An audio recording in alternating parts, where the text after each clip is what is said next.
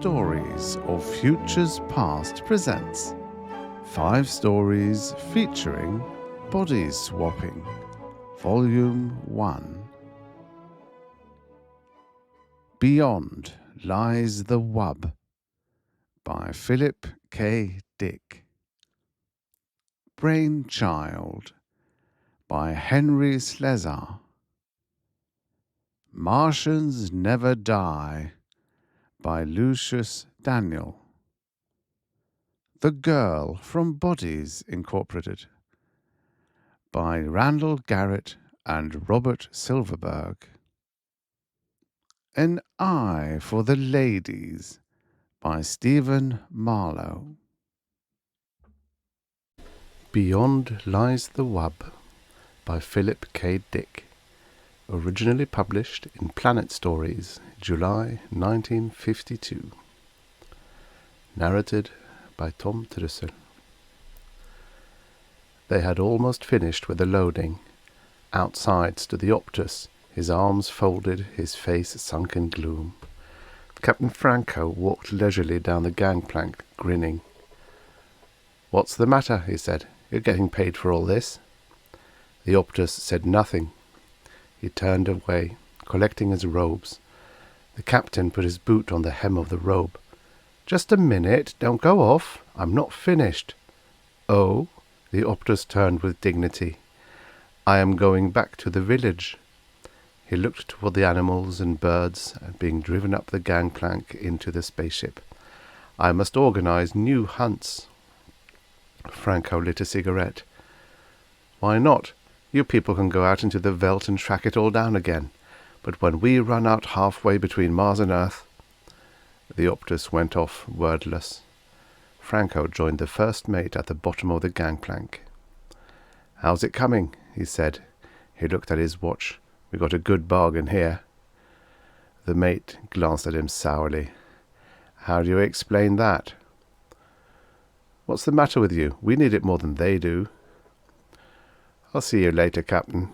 The mate threaded his way up the plank between the long-legged Martian go-birds into the ship. Franco watched him disappear. He was just starting up after him, up the plank toward the port, when he saw it. My God! He stood staring, his hands on his hips. Peterson was walking along the path, his face red, leading it by a string. "I'm sorry, Captain," he said, tugging at the string. Franco walked toward him. "What is it?" The wub stood sagging, its great body settling slowly. It was sitting down, its eyes half shut. A few flies buzzed about its flank, and it switched its tail. It sat. There was silence. "It's a wub," Peterson said. "I got it from a native for 50 cents. He said it was a very unusual animal, very respected." "This?" Franco poked the great sloping side of the wub. "It's a pig! A huge, dirty pig!" "Yes, sir, it's a pig. The natives call it a wub." "A huge pig! It must weigh 400 pounds. Franco grabbed a tuft of the rough hair. The wub gasped, its eyes opened, small and moist. Then its great mouth twitched. A tear rolled down the wub's cheek and splashed on the floor. "Maybe it's good to eat," Peterson said nervously. "We'll soon find out," Franco said. The wub survived the takeoff, sound asleep in the hold of the ship. When they were out in space and everything was running smoothly, Captain Franco bade his men fetch the wub upstairs so that he might perceive what manner of beast it was. The wub grunted and wheezed, squeezing up the passageway. "Come on," Jones grated, pulling at the rope. The wub twisted, rubbing its skin off on the smooth chrome walls. It burst into the anteroom, tumbling down in a heap. The men leapt up. "Good Lord," French said. "What is it?" "Peterson says it's a wub," Jones said. "It belongs to him." He kicked at the wub. The wub stood up unsteadily, panting. "What's the matter with it?" French came over. "Is it going to be sick?" They watched. The wub rolled its eyes mournfully, It gazed around at the men. "I think it's thirsty," Peterson said. He went to get some water. French shook his head. "No wonder we had so much trouble taking off. I had to reset all my ballast calculations." Peterson came back with the water. The wub began to lap gratefully, splashing the men. Captain Franco appeared at the door. "Let's have a look at it." He advanced, squinting critically. "You got this for 50 cents. "Yes, sir," Peterson said. "It eats almost anything. I fed it on grain, and it liked that, and then potatoes and mash, and scraps from the table, and milk. It seems to enjoy eating. After it eats, it lies down and goes to sleep." "I see," Captain Franco said. "Now, as to its taste, that's the real question. I doubt if there's much point in fattening it up any more. It seems fat enough to me already. Where's the cook? I want him here. I want to find out." The wub stopped lapping and looked up at the captain. "Really, Captain," the wub said, "I suggest we talk of other matters." The room was silent. "What was that?" Franco said. "Just now."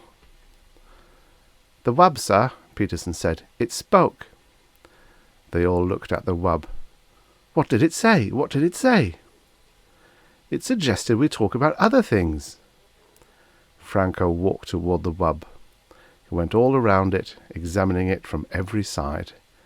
Then he came back over and stood with the men. "I wonder if there's a native inside it," he said thoughtfully. "Maybe we should open it up and have a look." "Oh, goodness!" the wub cried. "Is that all you people can think of, killing and cutting?" Franco clenched his fist. "Come out of there, whoever you are, come out."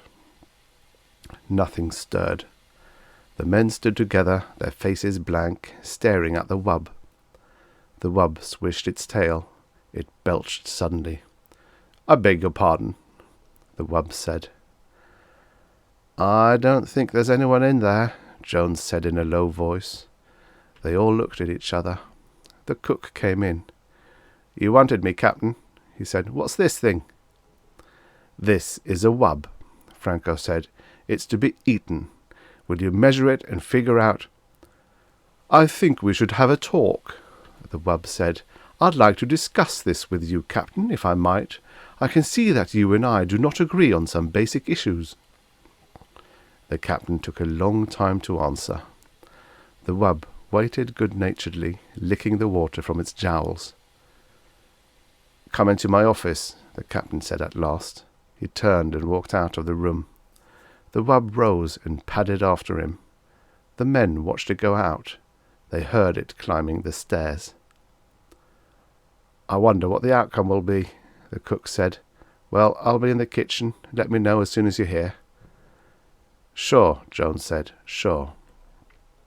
The wub eased itself down in the corner with a sigh. "You must forgive me," it said.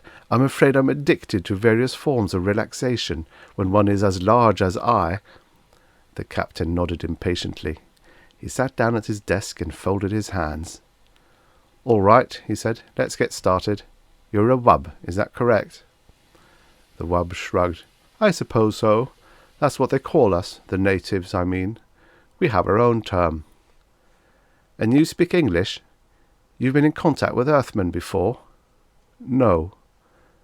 "Then how do you do it?" "Speak English? Am I speaking English?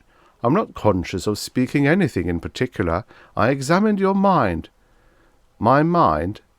"I studied the contents, especially the semantic warehouse, as I refer to it." "I see," the captain said. "Telepathy, of course." "We are a very old race," the wub said. "Very old and very ponderous. It is difficult for us to move around. You can appreciate that anything so slow and heavy would be at the mercy of more agile forms of life. There was no use in our relying on physical defences. How could we win? Too heavy to run, too soft to fight, too good-natured to hunt for game." "How do you live?" "Plants, vegetables. We can eat almost anything. We're very Catholic. Tolerant, eclectic, Catholic. We live and let live. That's how we've gotten along." The wub eyed the captain. "And that's why I so violently objected to this business about having me boiled. I could see the image in your mind, most of me in the frozen food locker, some of me in the kettle, a bit for your pet cat." "So you read minds," the captain said. "How interesting. Anything else? I mean, what else can you do along those lines?" "A few odds and ends," the wub said absently, staring around the room. "A nice apartment you have here, Captain. You keep it quite neat. I respect life forms that are tidy. Some Martian birds are quite tidy. They throw things out of their nests and sweep them." "Indeed," the captain nodded. "But to get back to the problem." Quite so. You spoke of dining on me. The taste, I am told, is good. A little fatty, but tender. And how can any lasting contact be established between your people and mine if you resort to such barbaric attitudes? Eat me? Rather you should discuss questions with me, philosophy, the arts." The captain stood up. "Philosophy. It might interest you to know that we will be hard put to find something to eat for the next month. An unfortunate spoilage." "I know," the wub nodded. "But wouldn't it be more in accord with your principles of democracy if we all drew straws, or something along that line? After all, democracy is to protect the minority from just such infringements. Now, if each of us casts one vote—" The captain walked to the door. "Nuts to you," he said. He opened the door. He opened his mouth. He stood frozen, his mouth wide, his eyes staring, his fingers still on the knob. The wub watched him. Presently it padded out of the room, edging past the captain. It went down the hall, deep in meditation. The room was quiet. "So you see," the wub said, "we have a common myth. Your mind contains many familiar myth symbols. Ishtar, Odysseus." Peterson sat silently staring at the floor. He shifted in his chair. "Go on," he said. "Please go on." "I find in your Odysseus a figure common to the mythology of most self-conscious races. As I interpret it, Odysseus wanders as an individual, aware of himself as such. This is the idea of separation from family and country, the process of individuation." "But Odysseus returns to his home."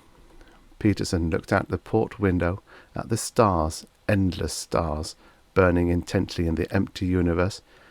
"Finally he goes home." "As must all creatures. The moment of separation is a temporary period, a brief journey of the soul. It begins, it ends. The wanderer returns to land and race." The door opened. The wub stopped, turning its great head. Captain Franco came into the room, the men behind him. They hesitated at the door. "Are you all right?" French said. "Do you mean me?" Peterson said, surprised. "Why me?" Franco lowered his gun. "Come over here," he said to Peterson. "Get up and come here." There was silence. "Go ahead," the wub said. "It doesn't matter." Peterson stood up. "What for?" "It's an order." Peterson walked to the door. French caught his arm. "What's going on?" Peterson wrenched loose. "What's the matter with you?" Captain Franco moved toward the wub. The wub looked up from where it lay in the corner, pressed against the wall. "It is interesting," the wub said, "that you are obsessed with the idea of eating me. I wonder why." "Get up," Franco said. "If you wish." The wub rose, grunting. "Be patient. It is difficult for me." It stood, gasping, its tongue lolling foolishly. "Shoot it now," French said. "For God's sake!" Peterson exclaimed. Jones turned to him quickly, his eyes grey with fear. "You didn't see him, like a statue, standing there, his mouth open. If we hadn't come down, he'd still be there." "Who? The captain?" Peterson stared around. "But he's all right now." They looked at the wub, standing in the middle of the room, its great chest rising and falling. "Come on," Franco said. "Out of the way." The men pulled aside toward the door. "You are quite afraid, aren't you?" the wub said. Have I done anything to you? I am against the idea of hurting. All I have done is try to protect myself. Can you expect me to rush eagerly to my death? I am a sensible being, like yourselves. I was curious to see your ship, learn about you. I suggested to the native. The gun jerked. "See," Franco said, "I thought so." The wub settled down, panting. It put its paw out, pulling its tail around it. "It is very warm," the wub said. "I understand that we are close to the jets. Atomic power.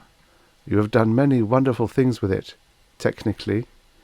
Apparently your scientific hierarchy is not equipped to solve moral, ethical." Franco turned to the men crowding behind him, wide-eyed, silent. "I'll do it. You can watch." French nodded. "Try to hit the brain. It's no good for eating. Don't hit the chest. If the rib cage shatters, we'll have to pick bones out." "Listen," Peterson said, licking his lips. "Has it done anything? What harm has it done? I'm asking you. And anyhow, it's still mine. You've no right to shoot it. It doesn't belong to you." Franco raised his gun. "I'm going out," Jones said, his face white and sick. "I don't want to see it." "Me too," French said. The men straggled out, murmuring. Peterson lingered at the door. "It was talking to me about myths," he said. "It wouldn't hurt anyone." He went outside. Franco walked toward the wub. The wub looked up slowly. It swallowed. "A very foolish thing," it said. "I am sorry that you want to do it. There was a parable that your saviour related." It stopped, staring at the gun. "Can you look me in the eye and do it?" the wub said. "Can you do that?" The captain gazed down. "I can look you in the eye," he said. "Back on the farm we had hogs. Dirty razorback hogs. I can do it." Staring down at the wub, into the gleaming, moist eyes, he pressed the trigger. The taste was excellent. They sat glumly around the table, some of them hardly eating at all. The only one who seemed to be enjoying himself was Captain Franco. "More," he said, looking around. "More? And some wine, perhaps?" "Not me," French said. "I think I'll go back to the chart room." "Me too." Jones stood up, pushing his chair back. "I'll see you later." The captain watched them go. Some of the other excused themselves. "What do you suppose the matter is?" the captain said. He turned to Peterson. Peterson sat staring down at his plate, at the potatoes, the green peas, and at the thick slab of tender, warm meat. He opened his mouth. No sound came. The captain put his hand on Peterson's shoulder. "It is only organic matter now," he said. "The life essence is gone." He ate, spooning up the gravy with some bread. "I, myself, love to eat. It is one of the greatest things that a living creature can enjoy. Eating, resting, meditation, discussing things." Peterson nodded. Two more men got up and went out. The captain drank some water and sighed. "Well," he said, "I must say that this was a very enjoyable meal. All the reports I have heard were quite true. The taste of wub, very fine. But I was prevented from enjoying this pleasure in times past." He dabbed at his lips with his napkin and leaned back in his chair. Peterson stared dejectedly at the table.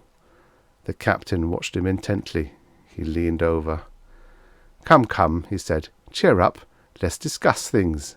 He smiled. "As I was saying before I was interrupted, the role of Odysseus in the myths." Peterson jerked up, staring. "To go on," the captain said. "Odysseus, as I understand him."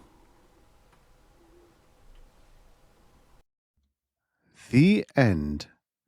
Subscribe for more at storiesoffuturespast.substack.com.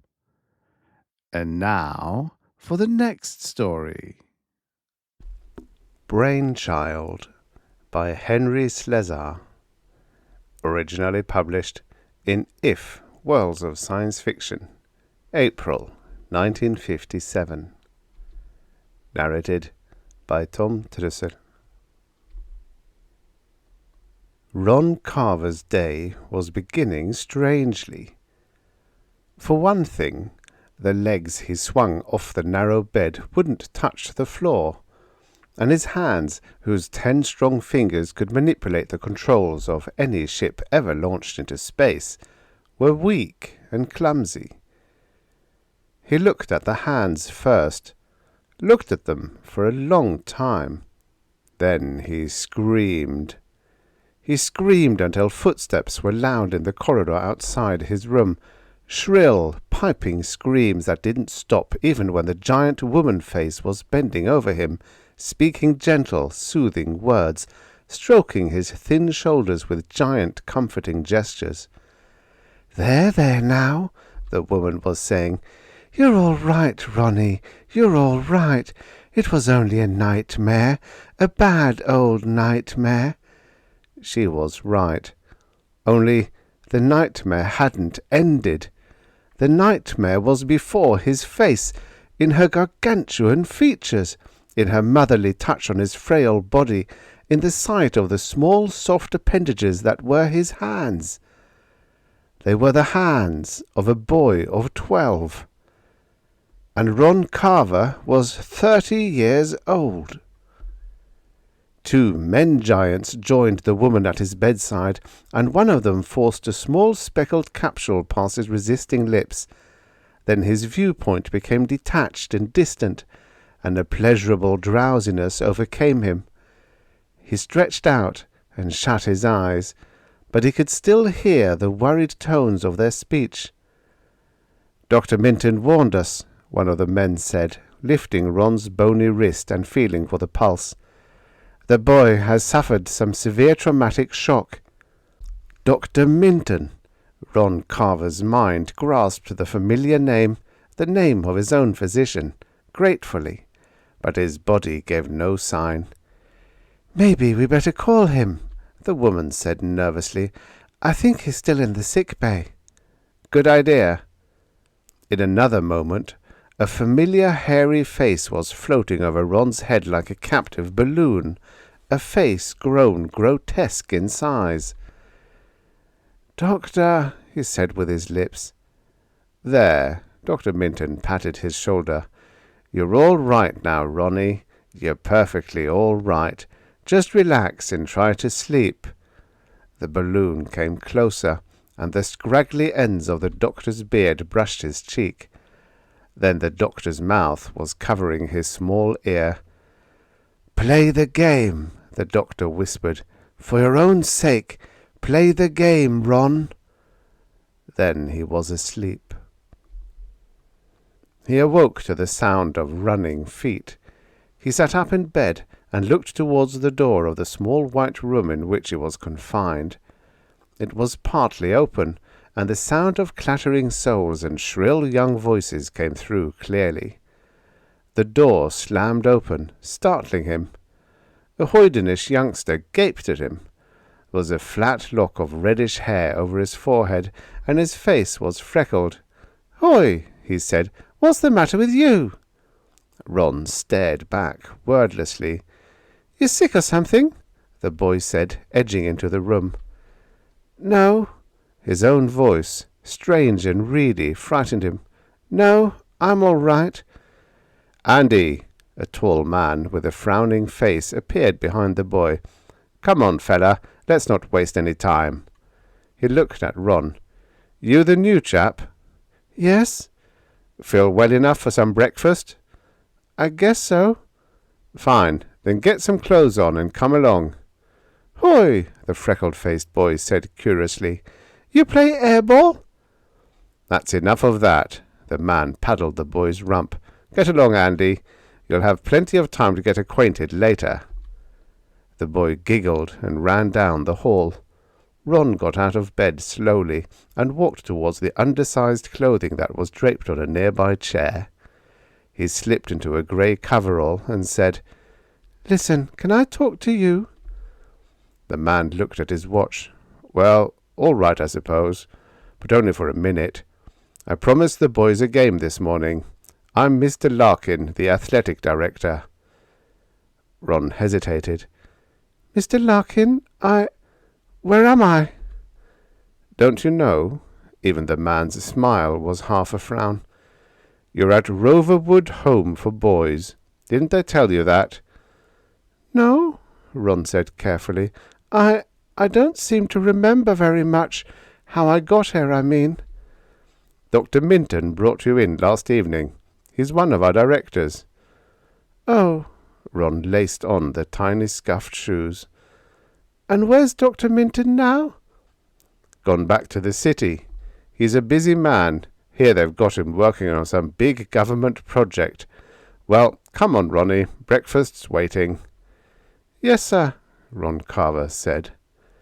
He followed the tall man down the hall, having trouble guiding the short, stumpy legs that were now his own. They entered a communal dining room, filled with the clatter of dishes and the laughter of boys. He was brought to a long table and seated beside Larkin. The other boys greeted him with only mild interest, but the freckled-faced youth at the other end dropped him a broad wink. He ate sparingly, choking on the food, his mind working. It was the longest nightmare of his life, and the moment of awakening seemed too far off for comfort. Then Larkin was standing up and rattling a spoon against a water-glass. "Fellas," he said, "all those interested in this morning's airball game will assemble on the field in half an hour after breakfast. Please don't volunteer unless you're able to handle a PF. Everybody else is invited to see the game." He sat down, amid cheers. He smiled sadly at Ron and asked, "How about you, Ronnie? Can you operate a PF?" "Of course," he answered, without thinking. He'd been using personal flyers since he was old enough to dream about flight. On his 10th birthday, his father had bought him one of the earliest models, a cumbersome machine then called a platform. Since that day, he had become familiar with every man-made thing that flew, from the double-rotored PFs to the 60-rocket spaceliners. "Fine," Larkin said cheerfully. "Then maybe you'd like to play the game." Ron Carver looked up sharply. "Play the game?" "Sure, Mr. Larkin," he said, forcing his eagerness. Half an hour later, they were assembled on the huge lawn outside of the main building of Roverwood Home for Boys. The long row of PFs, looking like chrome-plate pot-bellied stoves, gleamed in the morning sun. The boys began to run when they saw their flyers, and Ron found his arm taken by the freckled youth who had entered his room. "Hoy," he said, "follow me. I'll pick you out a lively one." The redhead clambered inside a machine marked 7, and Ronnie followed his instructions by choosing the vehicle marked 9. They secured themselves inside and tested the jet tube set in front of the flyer. The boys took off from the ground in perfect unison, the redhead bellowing out an introduction over the sound of the wind roaring past their ears. The PFs descended on a blast from Mr. Larkin's whistle, congregating in the center of the field. Teams were chosen, and Andy was picked as captain of the odds. A coin was tossed to decide the playing sequence, and they were ready. Larkin released the first airball, and the two teams streamed up after it. Andy gunned the engine and reached the ball first. He sent it scooting 30 yards ahead of him with a blast of the air-jet pipe, but a member of the Evans team was there to veer it off to the left. Another Evans man, a burly youth of 14, took command of it, neatly getting the airball in the sight of his air-jet and corkscrewing it towards the goalpost. Ron had grown too old before the game of airball had become popular with the nation's youngsters, but he had seen enough action to have learned some tricks. He pointed his PF directly for the even machine and kept coming. The burly youth looked up, startled at the onslaught, and pulled his flyer away. The fact that the PFs were magnetically collision-proof didn't matter. It was pure instinct. Ron captured the ball in his air-jet pipe and shouted for Andy to block his path towards the goal. The odds scored, and the two teams descended for a rest. Andy, the grin wide on his brown-spotted face, said, "You're okay, Ronnie. Hoy, I mean it. You're okay." "Thanks," Ron said. He found himself panting. The game resumed. It ended in a 3-2 score, favour of the odds. Andy and Ron were cheered as they left the Flyers and headed for the communal showers of the Roverwood Home for Boys. In the stall, Ron Carver looked down at the spindly frame that was now his body and began to weep. Andy heard him, but said nothing. Then they dressed and ambled back to the main house, sharing the awkward silence of new friends.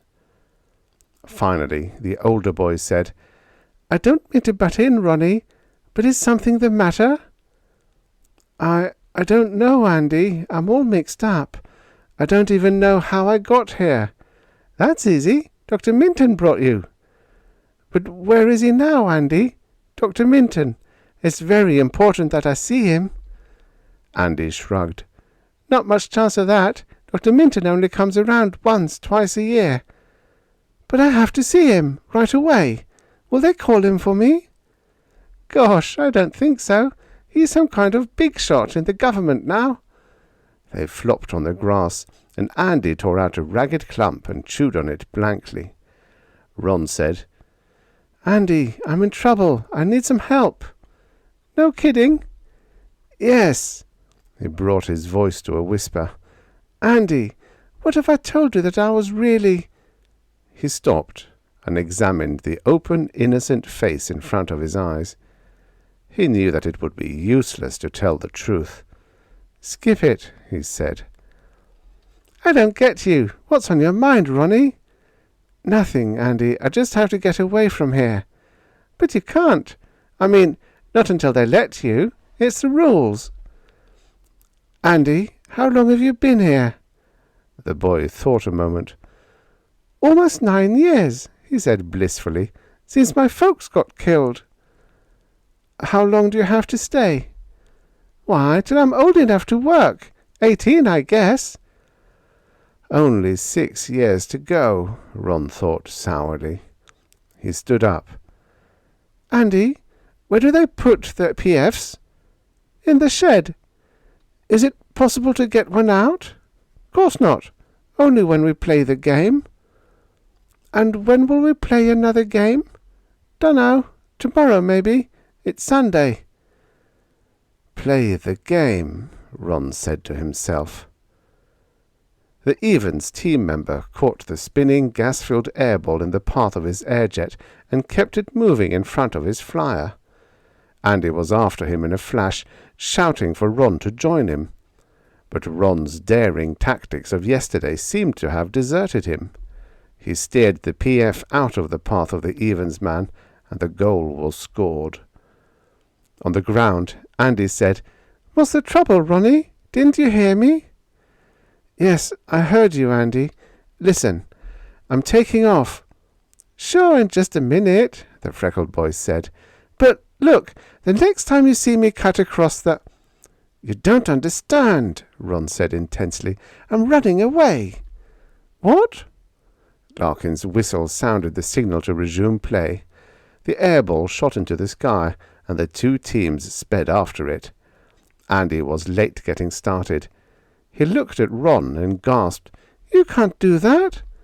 But Ron Carver was already in flight, and his PF was heading away from the centre of the action, heading over the jagged pine tree tops that surrounded the Roverwood Home for Boys, heading for the misty green hills beyond. Larkin saw what was happening, and he blew his whistle shrilly. The teams descended, thinking a foul had been called. Larkin shouted a command towards the burly youth who had played so aggressively the day before, but then realized it was far too late to stop the swift passage of the PF now disappearing behind the trees. Ron dropped the PF to earth as soon as his eyes spotted the first sign of a settled community. He landed the small machine in the shadow of a hillside, and dragged it into the thick underbrush for concealment. Then he trekked to the main highway until he reached a road sign that informed him of his location. He was in a town called Spring Harbor, just 15 miles outside of the city. He looked down at the waxy newness of his grey roverwood coverall and wondered if it was a familiar uniform to the residents. But he had to take the chance. He covered the cloth with dust and rolled up the trouser legs almost to his knees. Then he broke off a long branch from a sapling and used it as a walking stick. Casually, he strolled into the town proper. The pose worked. Some people on the porches looked after him with mild curiosity, but no one stopped him. Then he paused at a gas station and asked the owner of the automatic pump if there was a transportation available to the city. The owner scratched his face and looked at the boy curiously. Ron told a plausible story about being separated from a scouting group, and the man seemed satisfied. He had a pickup copter going into the city at 10 o'clock. He invited Ron to wait inside his house and even served him a sandwich. The copter pilot, a genial red-faced man, asked him some gentle questions. Ron answered them guardedly, and told him that his destination was Fordham Terrace.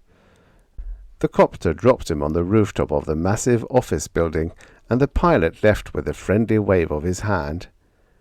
When he was gone, Ron rolled down his trouser legs, brushed his uniform clean, and descended to the 14th floor of the building.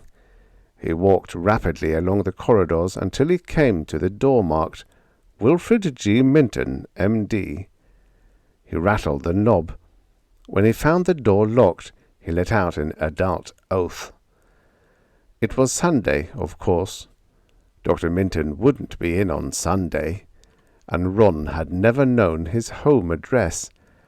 He returned to the elevator and went to the ground floor. There was an information booth, and the woman behind the glass was a motherly type. Her eyes softened at his approach. "Dr. Minton," she said, lifting an eyebrow. "Why, I guess I do have his address. But who sent you, young man?" "Nobody," Ron said. "I was supposed to see him, that's all." She kept her eyes on his face while her hand leafed through the directory on a desk. "Of course, Dr. Minton doesn't use his office anymore. He gave up his practice here almost a year ago. He was put on an important government project. Dr. Juergens, his assistant, handles all his patients now. Would you like Dr. Juergens's number?" "No," Ron said. "Please, I must see Dr. Minton." "All right, but I don't know if you can see him without an appointment. He's staying at the Government Medical Center in Washington." She smiled. "That's a long way for a little boy." "Thank you," Ron said curtly, and walked off. His mind was racing, tripping over his thoughts. A year ago! But that was impossible! It seemed only days since he had returned from Andromeda after a 5-year absence. One of his first visits had been to Dr. Minton's office, not just to renew an old friendship, but to allow the physician to examine him thoroughly for traces of the varied and deadly diseases that man was subject to on an alien world. Could it have been a whole year ago? Where had he spent the time between? And what had happened to give him the body of a 12-year-old child? He fought off the questions. He had no time for the puzzle now. There weren't enough pieces to make sense. He had only one thought: to find the doctor. But that was a major problem all by itself. Washington was a good hour away by fast copter service, and in this big suspicious city it wouldn't be as easy to obtain free transport to his destination. He could do nothing, not without money. When he thought of money, he thought of Adrian. Adrian! Of course, Adrian would know what to do next. Adrian always seemed to know what to do. Her father's money had opened every conceivable door in this city, and she herself had often suggested that it opens doors for him. doors to the executive heights of the Space Transport Company, doors to the plush offices in the Sky Tower, doors to the select circle of cigar-smoking men who controlled the transportation empire of which Ron had been only a spare part. But Ron Carver had been young, he thought now sourly, and his head had been stuffed with ideals. He detested the groundworms who stayed home and counted the profits of space travel. He wanted the stars. So he had become a pilot, one of the best in her father's fleet. She had sworn at him for his decision, and turned away from his embrace. But on the night of their parting, the night before the dawn ascent towards the speck of light that was Andromeda, she had softened and cried in his arms. He thought now of that moment, and his small fingers rolled into fists.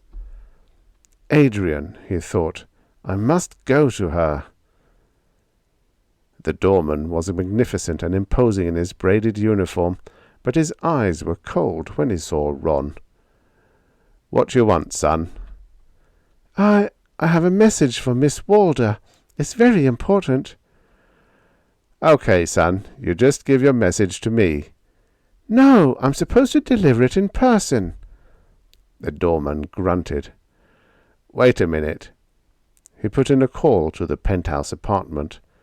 The idea of a 12-year-old visitor must have amused the girl. He brought back an invitation for Ron to enter her home. Ron stepped off the elevator, and his stomach was churning. What would she say when she saw him? Would she believe his story? Would she help him find an answer? Adrian came to the door herself, and the amusement was evident in her long, smoothly planed face. Her auburn hair was swept back in Grecian ringlets, and the gown she wore was blindingly white.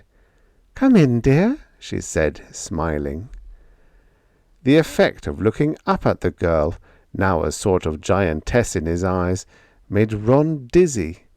He swayed against the doorframe, and her cool fingers steadied him. "You poor boy," she crooned. "Come inside." She half carried him to the downy sofa. For a full minute he was too choked to speak. She offered him a glass of milk, but he asked for water.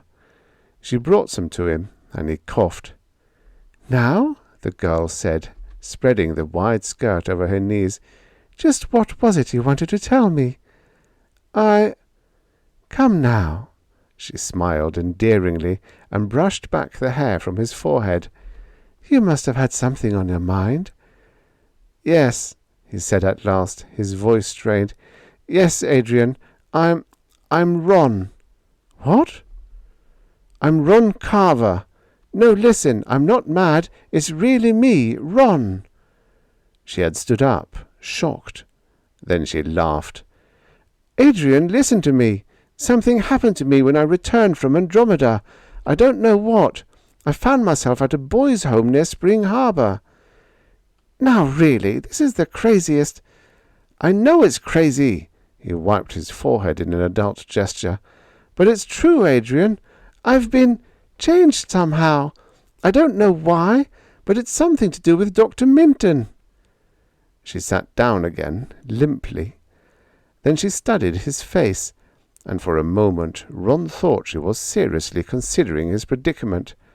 But then the laugh started again, the same slightly off-key laugh Ron remembered. "Adrian, you must believe me. I can prove it. Just listen to me for a moment." She stopped the laugh and grew serious, her eyes caught by the intensity of his own. "All right," she whispered. "I'll listen. My name is Ronald Carver. I'm 30 years old. I'm a captain of the Walder Space Transport Company. I've been in the Andromeda system for the past 5 years. I returned to Earth—" He stopped and swallowed hard. "I don't know exactly when. I went to see Dr. Minton, an old friend and a physician. He examined me, and then—" She stared, fascinated. "And then I was a child of 12, in a home for boys. I ran away from there this morning and came looking for Dr. Minton. I've been told that he's in Washington. I must get to him. I must find out what's happened to me." She was shaking her head slowly, eyes still fixed on his face. He got up from the sofa and came towards her. His small hand reached out and patted the fine bones of hers. "You must remember," he said. "You must believe me, Adrian. Remember our last night together, right here?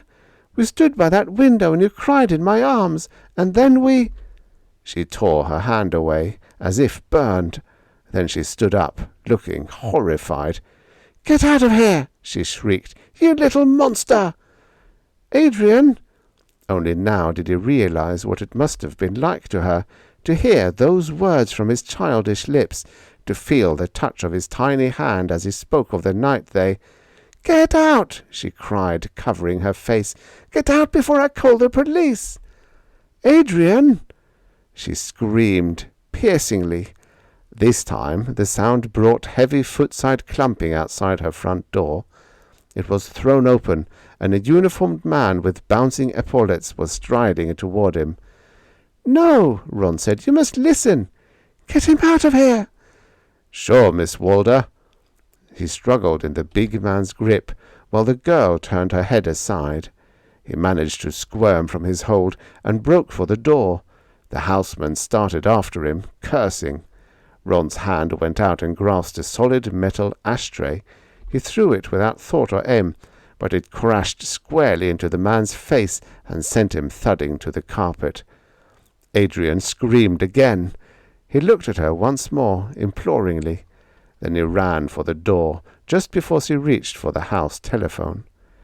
In the elevator cage, he punched the button marked roof and fell against the wall, panting.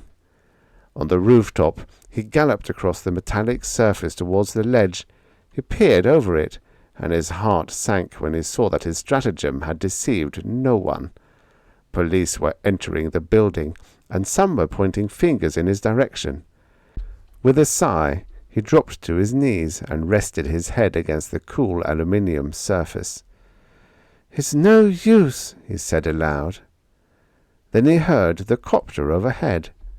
He looked up, thinking it was a police vehicle, but then he saw the outmoded design of its fuselage and the young face at the controls. It hovered over his head, and a rope ladder unfolded. The youthful pilot said, "Quick, climb in." He blinked at the voice, unbelievingly. Then he scrambled to his feet and grabbed the dangling ladder. He barely made it into the copter. The pilot had to help. "Who are you?" he said, gasping. The boy laughed. "I hate cops too." Then they were in the air and speeding towards the west. Ron Carver watched the back of the young boy's neck for 20 minutes while he steered the ancient copter expertly across the sky. He figured that the boy might have been 14 or 15, but there was a competence in the way his hands moved over the controls and a steeliness in the way his head sat on his thin neck. They didn't make much conversation, but Ron gathered that the boy was a member of something called the Red Rockets, an organization with some inexplicable purpose.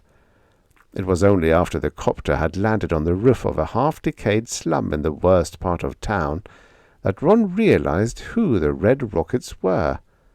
They were kids, all of them, banded together for mutual defense and in common antagonism toward the world. Then he clambered out of the copter. His rescuer grinned and said, "This is it, pal. This is where the gang meets." "The Red Rockets?" "Yeah, this is Shock's house. He's the leader." They had to descend by stairs. There was no building elevator. When they reached the second floor, the boy put a finger to his lips and rapped 1222 on the apartment door. A boy no older than Ron's new body opened it. His dark, pinched face grew smaller and darker when he saw the stranger. He looked back into the room before letting them in. The room was a study in decay. Someone had once wallpapered it in an optimistic pink pattern that was now sardonic in the surroundings. The furniture was rudimentary, and there were no working light fixtures. A battery lamp was sitting in the middle of a wooden table, and 3 youngsters were playing with a ragged deck of cards. The tallest of them arose when the newcomers entered. He was the only one wearing a jacket. The others were in shirt-sleeves. His hair was black and unruly to the point of being ludicrous. His wide mouth twisted when he spoke. "Who's this?" he said. "What's the idea?" "He's okay," Ron's protector said. "He's an okay kid. I spotted him on a rooftop down on Park. 1,000,000 cops after him. I dropped down in the copter and picked him up." The tall boy studied Ron's face. "What's your name?" "Ron." "What were the cops chasing you for?" Ron hesitated. "Any of your business?" The tall boy smiled. "Maybe not." He looked towards the others and winked as if pleased. "Guess he's okay." He held his right hand out to Ron while his left ducked into his jacket pocket. "My name's Shock, pal, and I'm the leader here, and just so you don't forget it—" Pain lanced through Ron's arm and struck the base of his skull. He tried to free himself from the tall boy's grip, but his fingers wouldn't part from the other's flesh.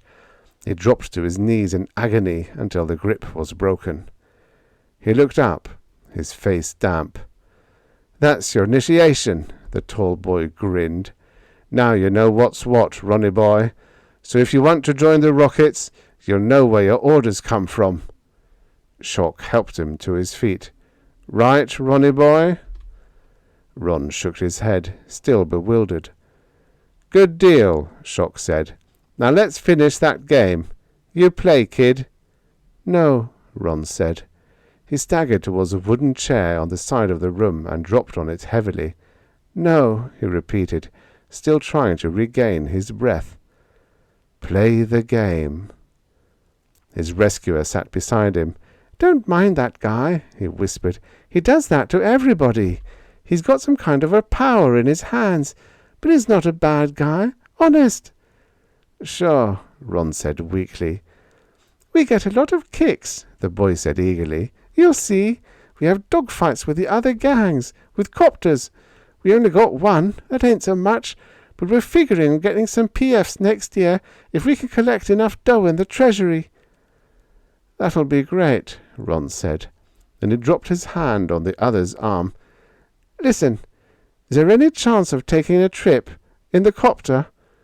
"Yeah, sure," the boy said warily. "Only you got to ask for it in advance. I mean, it's rocket property, and you got to sign for it. And even then, if Shock wants to use it, well—" "Why?" Ron said. "Why's that? Because he's the leader?" "Sure," the boy said simply. "That's the reason." Ron looked across the room at the card players. "How'd you get to be the leader?" "I dunno. Shock's the leader 'cause he can lick anybody in the Rockets. That makes sense, don't it?" "Yes, I suppose so." He chewed his lip. "Listen, let's say I was leader. Could I use the copter then, any time I wanted?" "Sure. I mean, if you're the leader, who's going to stop you?" "Yes," Ron said. He stood up and walked to the table, watching the cards as they were slapped on the wood. "Hey, Shock," he said. The tall boy didn't look up. "What is it?" "You cheat!" A thrill ran through Ron's new body as he said it, and he muttered a small prayer that his guess about Shock's power was correct. "I what?" "I've been watching you play, and you cheat. You don't even cheat good. You cheat sloppy." The tall boy stood up slowly, and the other chairs were scraped back in anticipation. "Now that's something," he said. "That's really something. The kid's here 10 minutes, and right away he wants to be buried." His face became grim. "Boy, we've had 'em wise before, pal, but never like this." Ron planted himself in front of him. "So?" he said. Shock's face clouded. "Say, are you kidding? You really like trouble that bad?" His right hand lashed out, while the left headed for his jacket pocket. But it wasn't the right that Ron avoided. Both of his short arms shot out towards the tall boy's left and stopped the descent of the arm. Shock's right hand thudded against Ron's shoulder, the blow only stinging him. "Hey!" Shock cried. "Hey, you!" It was a triumph for Ron. He had been right about the electrical circuit woven through Shock's clothing, the circuit he couldn't complete without his left hand tripping the mechanism in his pocket. With the power off, Shock's weapon was useless. He was caught by surprise, and Ron's quick-moving hands tumbled him to the floor. Before he had a chance to do anything else, Ron was upon him with an upraised chair. He closed his eyes before he swung. The sound of the crash might have sickened him in other circumstances. Now it sounded good and satisfying. Ron looked around the room, panting. "I'm the leader now," he said. "Understand? I'm the leader." They looked at each other uncertainly. "I'm taking the copter for a while," Ron said, backing towards the door. "Any arguments?" Nobody answered. "Swell. So long, pals." Outside the door, he ran all the way back to the roof and was off before the gang could follow. The trip took almost 2 hours. Even Ron's experienced guidance of the controls couldn't push the old copter past its limits, and he was keeping a worried eye on the fuel gauge. It was with a sigh of relief that he dropped the vehicle atop a public parking station in the downtown district, within walking distance of the government medical center. The sun was dropping fast, and the Washington streets were still filled with Sunday sightseers who found nothing odd in the sight of a solitary 12-year-old. When he entered the enormous U-shaped edifice that housed 101 government medical projects, he was thinking fast about a plausible story for the receptionist. The best he could do was, "I'm looking for Dr. Wilfred Minton. He's my uncle." "Dr. Minton?" She was young and the efficient type. "I'm sorry, but Dr. Minton's been on special assignment for some time. It's not easy to locate him." "Oh, I know about that," Ron said airily, "but I was supposed to see him today. You see, my mum, his sister that is, she was in a very bad accident." He swallowed hard, wondering if he was being believed. The woman frowned. "Well, if it is an emergency, I suppose I could check with Central Control, if it's really important." "Oh, it's important, all right." He said this with great conviction. "Very well, then." She picked up her telephone, and there was much transferring from party to party. Finally she lowered the receiver, saying, "He's in the East Wing. It's security territory, so I'll have to see about a pass." It took another 10 minutes for her to locate the authority she was seeking. A young man with crinkly hair and a grim expression came briskly to the desk, asked him a few questions, and then signed his name on a document. Ron put the paper into the pocket of his coveralls and followed the man to a bank of private elevators. The man waved him inside one, and he couldn't resist a wide-eyed question. "Gosh, mister, are you from the FBI?" The man couldn't conceal a small pleased grin. "That's right, son. Only you keep it a secret." "Sure," Ron said. When the door closed and the elevator ascended, he grinned too. Being 12 had its advantages sometimes. He got off the elevator, and a uniformed guard checked his paper and led him into an anteroom. "You wait here, son," he said, and left. Ron waited 5 minutes. When nothing happened, he tried an adjoining door. It was open. He stepped inside the next room and saw that it was a bare room with nothing but a row of filing cabinets and an abandoned swivel chair with a definite list to port. He went to the files and peered at the designation cards. They read, "Project Scholar." He shrugged and tried to open the top file. It was locked. He tried the others, with no better luck. Then he heard the voices in the anteroom. For some reason he sensed danger. He knew he shouldn't be in the file room, that if he were found his visit to Dr. Minton might come to a sudden end. He couldn't take the chance. He tiptoed to the front door of the file room and turned the knob. He slipped out and ran on his toes down the empty corridor. Quickly, without thought of the consequence, Ron opened still another door and closed it behind him. He looked at the shining brass fixtures and ultra-modern appliances and wondered what a kitchen was doing in a government medical building. Then he heard a sound in the adjoining room. He reasoned that he had stumbled into someone's living quarters. He went to a brown mahogany door and pushed against it gently until he widened the crack sufficiently to make out the figure walking up and down in the other room. When the man crossed his line of vision, Ron's breath tumbled out in a gasp.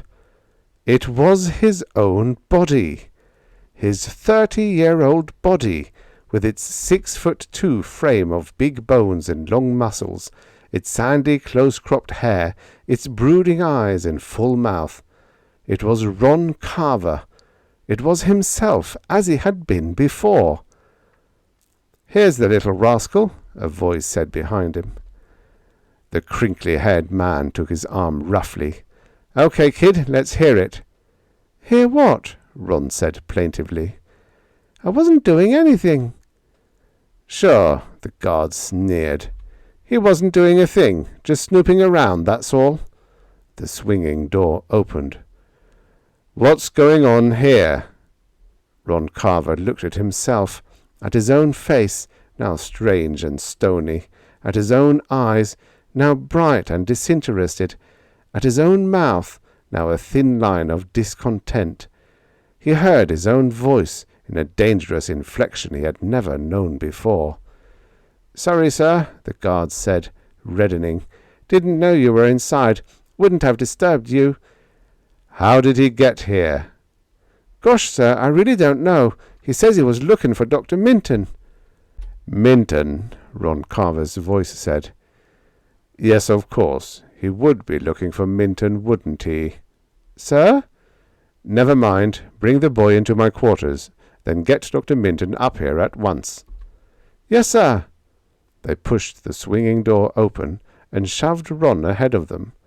The room was an anomaly in this pristine government building, a warm room of deep-coloured woods and thick carpeting. He was placed in a leather chair, his feet not touching the floor.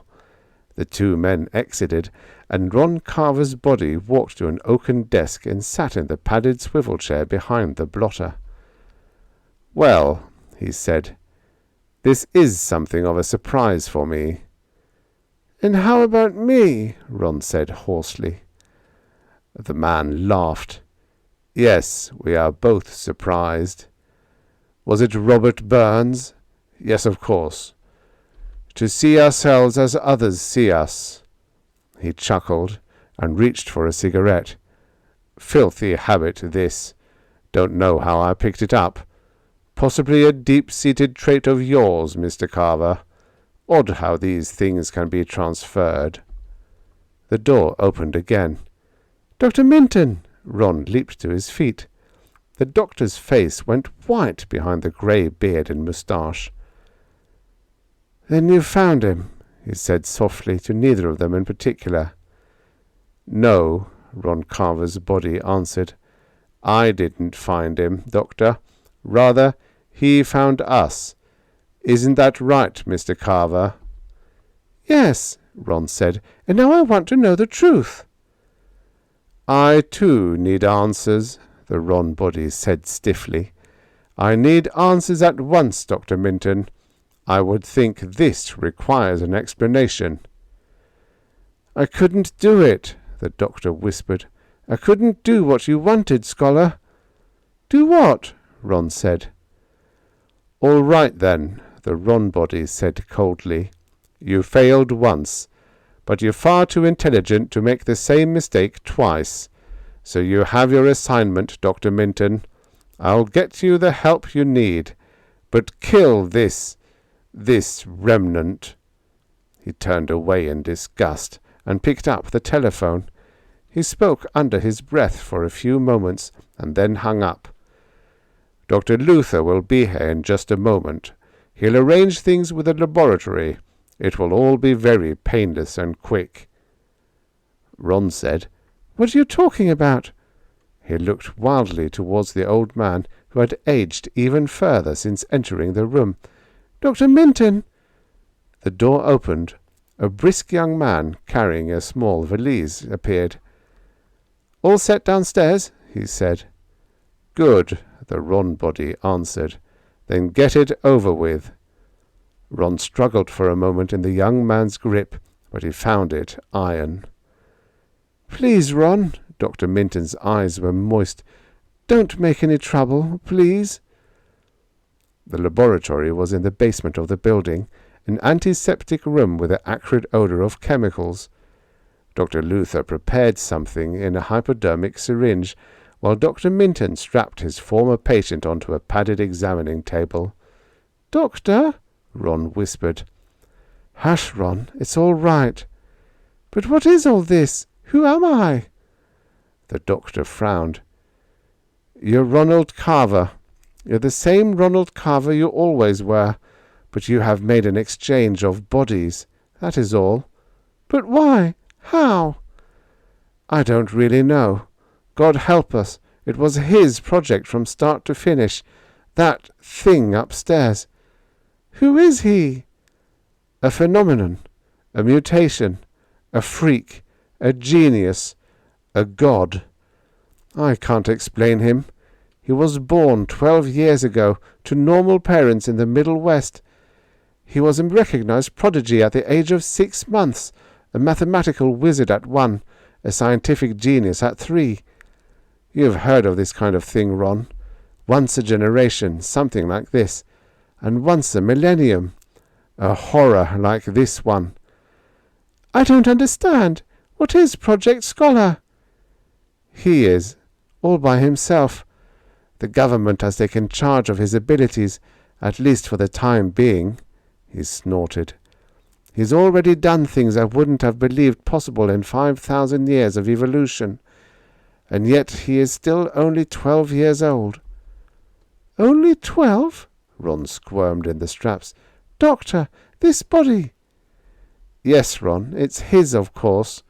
He grew angry with it, wanted to discard it, like everything else which doesn't fit his conception of the fitness of things. It was awkward, a giant's brain in a child's body. So he developed a solution, an operation, involving the total transference of electrical energy." The doctor's shaggy head bowed. "He needed human help for that. That's when I was brought in as an assistant. And it was my function to select the perfect body as a temporary house for his ego." "Temporary?" "Then his body ages and grows feeble. There will be another. Our friend has outwitted death itself." The doctor looked up, his jaw firm. "I was instructed to destroy his body when the transference was completed. I couldn't do it, Ron. I managed to spirit you away where you would be cared for. It was almost a year before you came to your senses after the operation. By that time, I didn't know what to do with you. My first thought was the Roverwood home, where I am a director, where you would be lost among many, many boys' faces." "But why me, Doctor? Why me?" "I had to choose someone, Ron. It was merely a question of who." Dr. Luther entered, priming the needle. "Ready?" he said. "One moment." The doctor's hand covered Ron's mouth, and he felt the contours of a small round pill against his lips. He realized he was meant to swallow it, and he did. "Ready now," Dr. Minton said. Dr. Luther performed the injection. "Good night, sweet prince," he said gently. When Ron awoke, it was under a blanket of darkness and ice. He blinked until his eyes became accustomed to the impoverished light that was glowing behind a glass-paned door. He was on a block of some cold composition, in what must have been the medical centre's morgue. He reacted with revulsion at the thought, and leaped off. Then he saw that his left hand was holding a sheet of paper. He carried it to the meagre light source and read it quickly. "Ron, don't wait another moment. You'll find a suit of clothes in the closet left. Leave through back stairway marked N. There is money in suit. Use it to leave the city. Do not return if you value your safety and the life of M. He found the clothes as directed, a neatly cut suit of boy's clothing with a small wallet stuffed with bills amounting to $300. He dressed rapidly, opened the door, and peered down the hall. It was empty as he ran silently towards the exit marked N. Now he was doubly in debt to Dr. Minton, but he couldn't spare the doctor even now, for his life had been given a new direction and purpose. He was going to kill the scholar. He walked rapidly through the dark streets towards the public parking lot where the helicopter had been stored. He took the lift to the roof and walked up to it quickly. "It's about time, pal." It was Shock. His hair tousled over his hard, bright eyes. There was a gun in his hand. "I've been waiting an hour, you punk. Think you were getting off so easy?" "Look, Shock." "You thought you were a clever boy, didn't you? Well, I got news for you." "Look, I don't want to be leader. I just needed a copter for a few hours." "Yeah, sure. Only you forgot something. We put finder equipment on this baby a long time ago, so we could keep tabs on it." "You can have the copter." "I don't just want the copter, Ronnie boy. I want to square a few things with you." "Look, Shock, I'll make a deal with you. I'll give you $200 for that gun." The tall boy's face changed. "What?" "You heard me. You hand over that gun, I'll give you $200. His eyes narrowed. "Then what? I suppose you'd shoot me and take off. Pal." "You can check the gun downstairs and sell me the key." "Okay," Shock said slowly. "But if you're pulling something—" He balled his hands menacingly. They went down to the lower level together. Shock bought himself a public locker and shoved the gun inside. Then he held up the key. "Here it is, pal. $200 worth." Ron handed him the money. Shock whistled at the sight of the bills. "Now," Ron said, "would you like to make 100 more?" He looked at Ron with respect. "Okay, what's the pitch?" "I want you to make a phone call for me." "Yeah, sure." Shock looked bewildered. Then Ron explained. They reached the guard in the east wing of the medical center without much difficulty. Shock crouched over the receiver and said, "This is Dr. Luther. Something's happened. You better connect me with him." "Okay, hold on." There was a wait. Then Ron Carver's own voice, in its eerie new inflection, was on the other end. "What is it?" "This is Luther. Something's happened down here. I think the boy got away." "What? Where are you?" "In the morgue downstairs. I think you'd better come down yourself." "How could it happen?" The Ron voice was raging. "How?" "I don't know, but you'd better meet me here in 10 minutes. Ron jabbed Shock in the side, and the tall boy slammed the receiver back into place with a relieved sigh. "I don't get it," he said. "Who was that guy?" "Me," Ron said with a grim smile. He handed Shock the money and watched him depart, still looking baffled. Then he went to the locker and removed the gun, stuffing it inside his jacket. It bulked large against his narrow chest. He raced through the streets back to the medical center, heading for exit N and the morgue. Ron was waiting, gun poised, behind the empty slab. A shadow covered the dim light behind the glass-plated door, and the Ron body entered the silent room. He saw his own hand reaching out to flick on the light switch. He saw his own face register dismay and annoyance at the quiet scene. Then the Ron body turned and was about to leave. "Stay a while," Ron said. He stood up, revealing the weapon, holding it in both of his small hands for firm control of the trigger. "Well," his voice said. "Yes, well," Ron answered. "Very well, thanks. Only I won't speak for you, scholar, because I don't think you're well at all. I think you're out of your mind." The Ron lips curled. Naturally, genius is akin to madness. It's one of the deep-rooted convictions of the human ego. It reflects their suspicion, their distrust of the superintelligent. I understand you, Mr. Carver. And I don't understand you. You're something new to me. Maybe you're better than us, maybe you're worse. I don't know, Scholar, but that's not why I'm going to kill you. Oh? No. You think I want to kill you for the sake of the world? Because you're a menace to Homo sapiens? Because of your contempt for us ordinary mortals? Hell no, Scholar. I'm too ordinary myself. I'm killing you for me, for Ron Carver, because I'm sore, just plain sore. He raised the gun.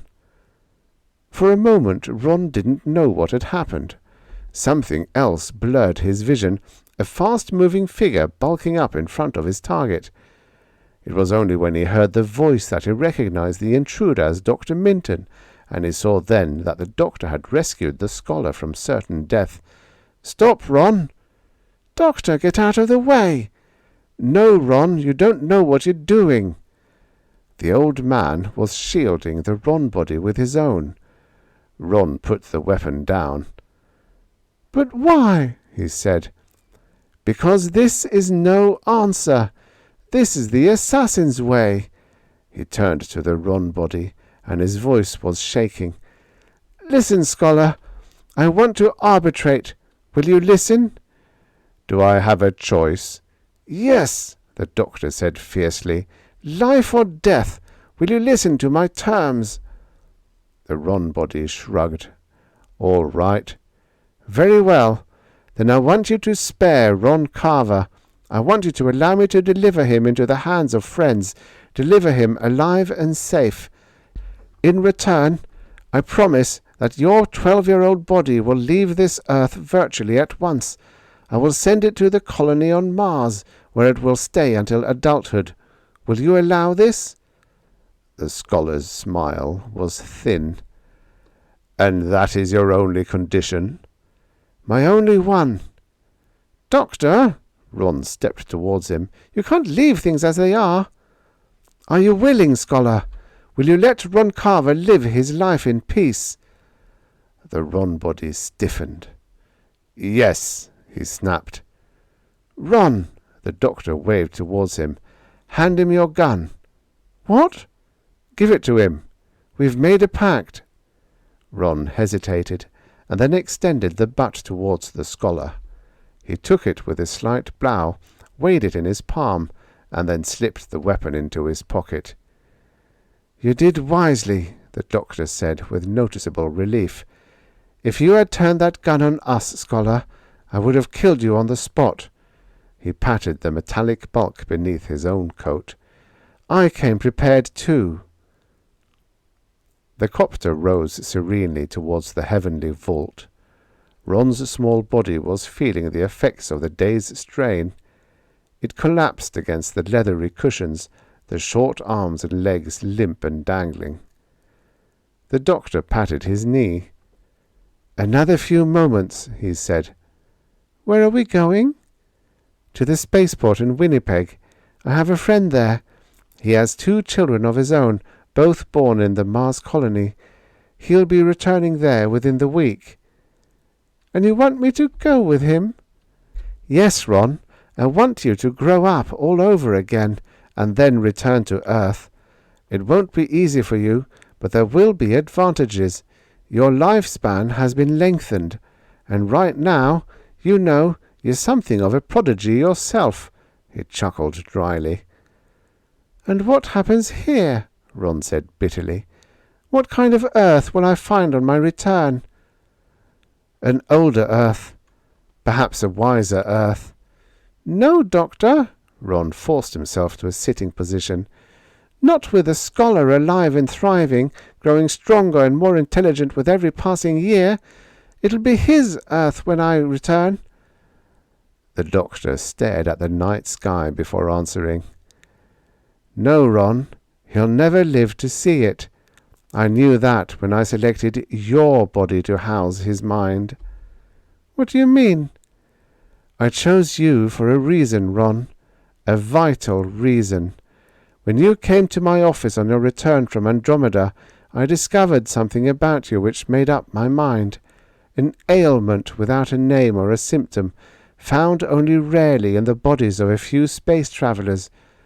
You had it, Ron, and in a year or two it would have struck you down with the savagery and surprise of lightning. It was then that I agreed to the scholar's plan to exchange bodies. Agreed to it on my own terms with the body of Ron Carver. Then I'll die, Ron said. No, Ron, you will live. It's the scholar who has made the bad bargain. In the distance, the lights of the Winnipeg spaceport blinked a welcome.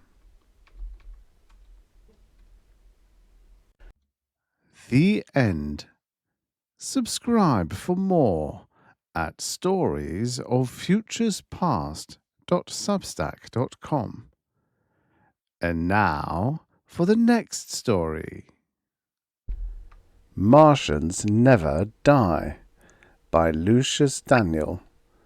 Originally published in Galaxy Science Fiction, April 1952.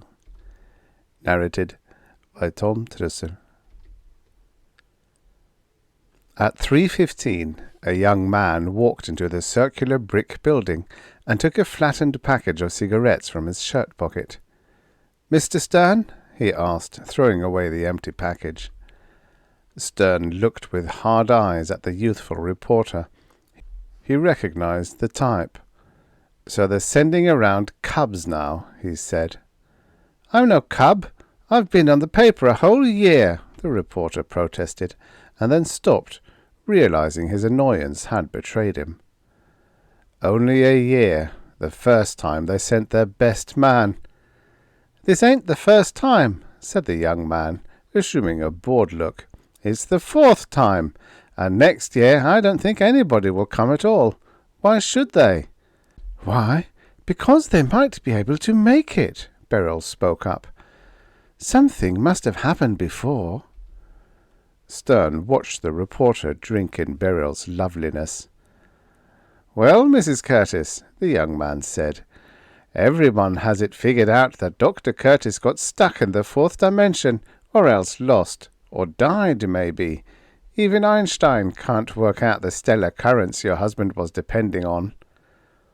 "It's very simple," replied Beryl, "but I can't explain it intelligibly. I wish you could have talked to Dr. Curtis." "Why is it that we have to come out here just once a year to wait for him? Is that how the 4th dimension works?"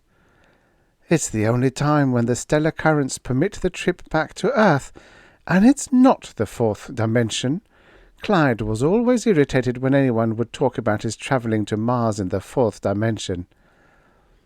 "It's interdimensional," Stern put in. "And you're his broker?" asked the reporter, throwing his cigarette down on the brick floor and stepping on it. "You're his old friend from college days, handled his financial affairs, and helped him raise enough money to build his machine?" "Yes," Stern replied, a little pompously. "It was through my efforts that several wealthy men took an interest in the machine, so that Dr. Curtis did not have to bear the entire expense himself." Yeah, the reporter sighed. "I read an old story on it before I came here. Now I am out of cigarettes." He looked hopefully at Stern. Stern returned the look coldly. "There's a store where you can buy some about 3 blocks down the road." "Is that the room where he's expected to materialize with his machine?" The reporter pointed to an inner door. "Yes. Dr. Curtis wanted to be sure no one would be injured. This inner circular room was built first, then he had the outer wall put up as an added precaution.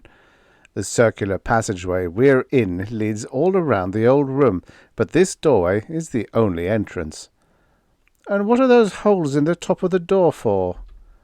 "If he returns, we can tell by the displaced air rushing out. Then the door will open automatically." "And when is the return scheduled for?" asked the reporter. 3:47 and 29 seconds. "If it happens," the reporter added skeptically.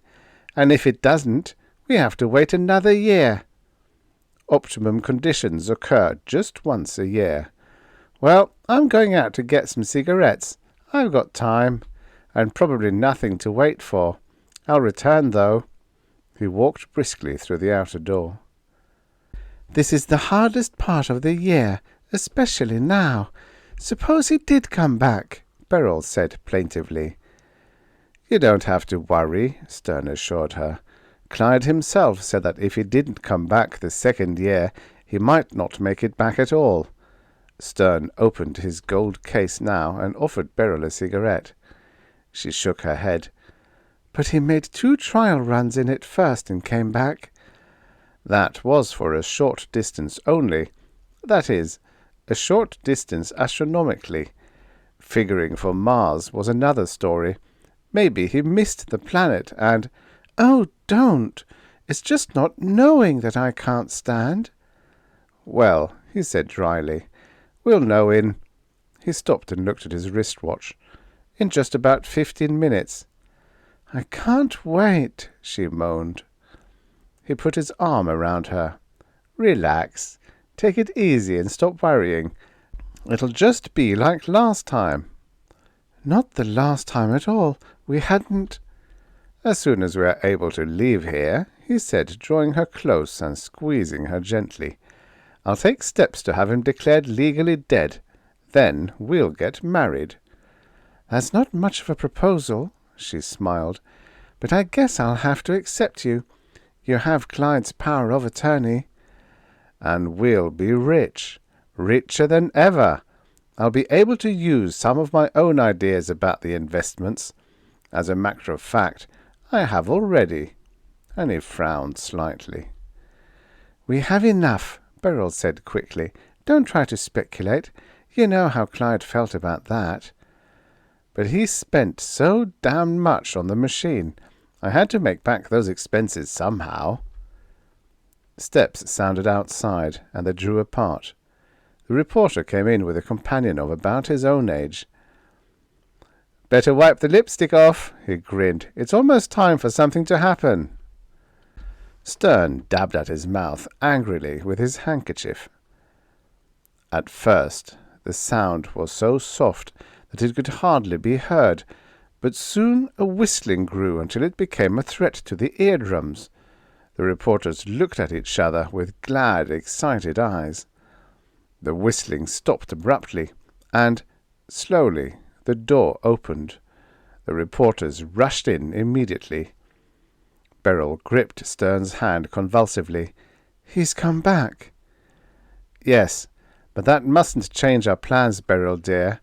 "But, Al... Oh, why were we so foolish?" "Not foolish, dear. Not at all foolish. Now we have to go in." Inside the room was the large sphere of metalloy. It had lost its original gleam and was stained and battered, standing silent, closed, enigmatic. "Where's the door?" called the first reporter. The sphere rested on a number of metal stilts, reaching out from the lower hemisphere, which held it about 3 feet from the floor, like a great pincushion turned upside down. Slowly, a round section of the sphere's wall swung outward and steps descended. As they touched the floor, both reporters, caught by the same idea, sprinted for it and fought to see which would climb it first. "Wait!" shouted Stern. The reporters stopped their scuffling and followed Stern's gaze. Something old and leathery and horrible was emerging from the circular doorway. Several tentacles, like so many snakes, slid around the handrail which ran down the steps. Then, at the top, it paused. Stern felt immediately an unreasoning hate for the thing, whatever it was, a hate so strong that he forgot to feel fear. It seemed to him to combine the repulsive qualities of a spider and a toad. The body, fat and repugnant, was covered by a loose skin, dull and leathery, and the fatness seemed to be pulled downward below the lower tentacles like an insect's body, until it was wider at the bottom than at the top. Like a salt shaker, Stern thought. It turned its head. It had no neck. The loose skin of the body just turned with it, and looked back inside the sphere. The head resembled a toad's, but a long trident tongue slid in and out quickly, changing the resemblance to that of a malformed snake. From the interior, Dr. Curtis appeared beside the creature, and stood there vaguely for a moment. Stern noticed that his clothes seemed just as new as when he had left, but he had grown a long, untrimmed beard, and his face had a vacant expression, as if he were hypnotized. The creature looked upward at Curtis, who was head and shoulders taller, and its resemblance changed again in Stern's mind, so that now it looked like a dog, at least in attitude. From its mouth came a low hissing noise. Curtis looked down at the dog-spider-toad, its eyes slowly beginning to focus. The creature wiggled like a seal with a fish in sight, then slid and bumped down the steps, with Curtis following him. "Clyde!" cried Beryl, and rushed towards Curtis. The outstretched tentacles of the beast stopped her, but at a touch from Curtis they fell away, and Beryl was in his arms. Stern watched the scene sourly and with rage in his heart. Why hadn't Clyde waited another year? Then nothing could have changed things. Now he would lose not only Beryl, but the management of the money that was left, and the marketing of new patents on the machine. Curtis did not approve of speculation, especially when it lost money. "You've changed, Clyde," Beryl was saying as she hugged him. "What is the matter? Do you need a doctor?" "No, I don't want a doctor, but I have to get home," said Curtis. Stern felt anger again, beating his brain like a heavy surf on a beach. Curtis was sick. The least he could have done was die. Well, maybe he still would. And if he didn't, he could be helped to. Stern saw the beast looking at him intently, malevolently. Its face might have looked almost human, now that it was so close, if it had possessed eyebrows and hair. As it was, its nose rose abruptly and flared into two really enormous nostrils, but its mouth looked small and wrinkled, like that of an old grandmother without any teeth. They turned to the doorway without noticing the absence of the reporters, who had long since run off to telephone and get photographers. Curtis walked slowly. He would stop for a moment, look about as if expecting something entirely different, and then he would move forward again. They all got into the car, Curtis and Beryl on the front seat, with Beryl driving, and Stern and the creature in the rear. As Beryl drove, Stern looked savagely at the back of Curtis's head, but he felt the beast staring at him balefully. Could it be a mind-reader? That was ridiculous. How could anything that couldn't speak read a person's mind? He turned to study it. The Martian, if that was what it was, had only 6 tentacles, 3 on each side. The lower ones were heavy and almost as thick as legs.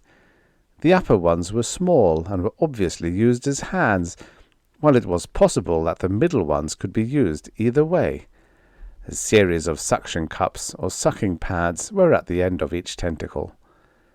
With equipment like this, it could walk right up the side of a building, except, perhaps, for the higher gravity of Earth.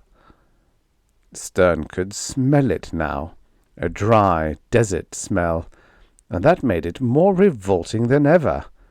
They were born to hate each other. When they got home, Beryl was all solicitousness. The way a woman is when she has a man to impress, Stern thought. "Just sit right here in her old chair," she told Curtis, "and I'll call a doctor. Then I'll put some water on to heat." But first she knelt by his side and laid her head on his breast. "Oh, darling," she said with a sob, "why did you wait so long? I've missed you so." A very good act, Stern told himself bitterly, without believing it at all. She got up and turned towards Stern. "Will you help me get some water on, Al?" she asked. "I'm going to phone." He went into the kitchen. He knew where the kettle was, the refrigerator, the mixings. He could hear her dialing, and then, before he got the kettle on the burner, she came inside and closed the kitchen door. "Clyde's sick, and I have to take care of him," she said anxiously. It wasn't entirely the money, he confessed to himself now. He hated the situation, but he had to give in, on the surface anyway. "Okay, let's forget the whole thing," he said. "Oh, Al, dear, I knew you'd understand. I've got to go back now and try the phone again. I got a busy signal." Stern followed her, still rankling at the way Curtis had forced Beryl to live while he spent so generously on his own expensive interests. Shortly after their marriage, he had built a home for Beryl and himself in an exclusive suburb on a hilly bit of land with a deep ravine at the back. But it was small, and Beryl had not even been allowed maids, except when they entertained, which was seldom. Soon he would change all that, Stern told himself. They had not dared to while Clyde was away. In the modern living room, Curtis sprawled in his easy-chair as though he hadn't moved since they had placed him there, but his air of abstraction seemed to have increased. Before him sat the beast, looking, Stern thought, more like a dog than ever. Its head wasn't cocked to one side, but that, less than its alien appearance, was the one thing to spoil the illusion. Tires screeched in the driveway while Beryl was still at the telephone. Stern went to the front door, closed it, and put the chain bolt in place. The back door would still be locked, and they would hardly try to force the screen windows. Heavy steps pounded up the front walk. "Did Dr. Curtis really get back?" the first man shot out. The one who followed had a camera. "Dr. Curtis has returned," Stern spoke through the opening of the front door which the chain permitted. "But his physical condition won't permit questioning, at least until his doctor has seen him." "Did he really bring back a Martian? We want to see the Martian anyway." "We can't have Dr. Curtis disturbed in any way until after his physician has examined him," Stern said bluntly. "Is he in there?" "We'll give you a report when we're ready." A second car pulled up to the house as Stern shut the front door and went to check the rear one. When he came back, flashes from the window showed the cameraman was trying to take pictures through the glass. Stern drew the shades. "Well, poor short owl, so you had to come with me," Curtis was saying to the monster. The beast wiggled again as it had on the steps of the machine. A tail to wag wasn't really necessary, Stern decided, when there was so much body to wiggle. Short Owl, as Curtis addressed it, seemed to brighten in the darkened room. "Poor dear Short Owl," said Curtis gently. It was unmistakable now. The skin actually brightened and emitted a sort of eerie, luminous glow. Curtis leaned over and put his hand on what would have been Short Owl's neck. The loose skin writhed joyously, and, snake-like, the whole body responded in rippling waves of emotion. "Gulp!" the monster said wasn't the right word, but it was not a bark, growl, mew, cheep, squawk, or snarl. Gulp was as close as Stern could come, a dry and almost painful gulping noise that expressed devotion in some totally foreign way that Stern found revolting. He realized that the phone had been ringing for some time. He disconnected it, and then he heard loud knocking.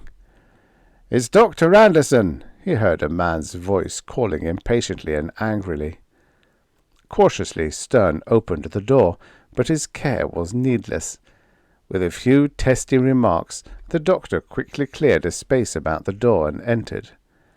He went at once to Curtis, with only a single shocked glance at Short Owl. "Where the devil have you been, and where in hell did you get that thing?" he asked as he unbuttoned Curtis's coat and shirt. Since playing with his pet, Curtis seemed more awake. "I went to Mars," he said. "They're incredibly advanced in ways we hardly guess. We're entirely off the track. I just came back to explain how." "Your friend doesn't look very intelligent," the doctor answered, busy with his stethoscope. "Animals like Short Owl are used for steeds or pets," said Curtis. "The Ladonai are pretty much like mankind, only smaller." "Why did you stay so long?" "After I left, the Ladonai told me they were going to shut off any possible communication with Earth until we advance more. They think we're at a very dangerous animal-like stage of development. Once I came home, I knew I couldn't go back, so I wanted to learn as much as I could before I left them." "Stand up for a minute," ordered the doctor. "Not right now," said Curtis.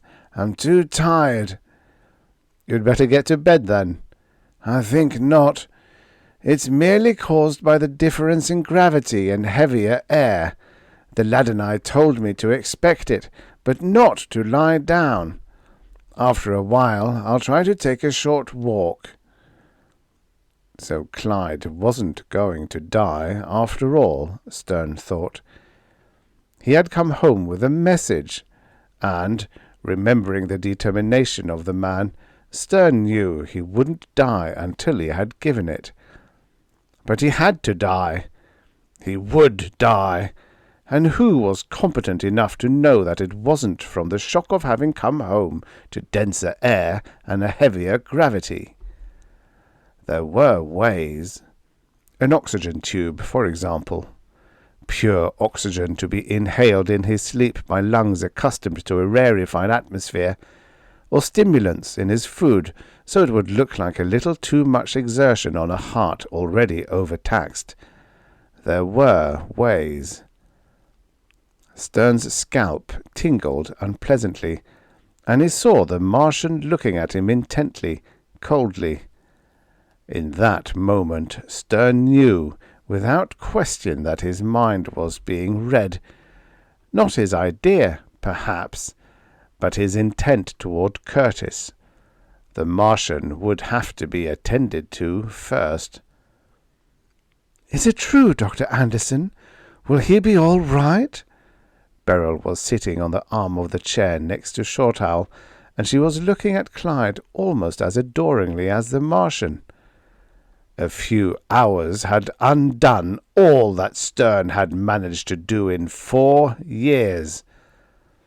If Stern had been uncertain, that alone would have decided him. "I think so," said the doctor. "He seems to be uncomfortable rather than in pain. I'll send you a prescription for his heart, if he breathes too heavily. Be sure, though, not to give him more than 1 pill in 3 hours. "Of course."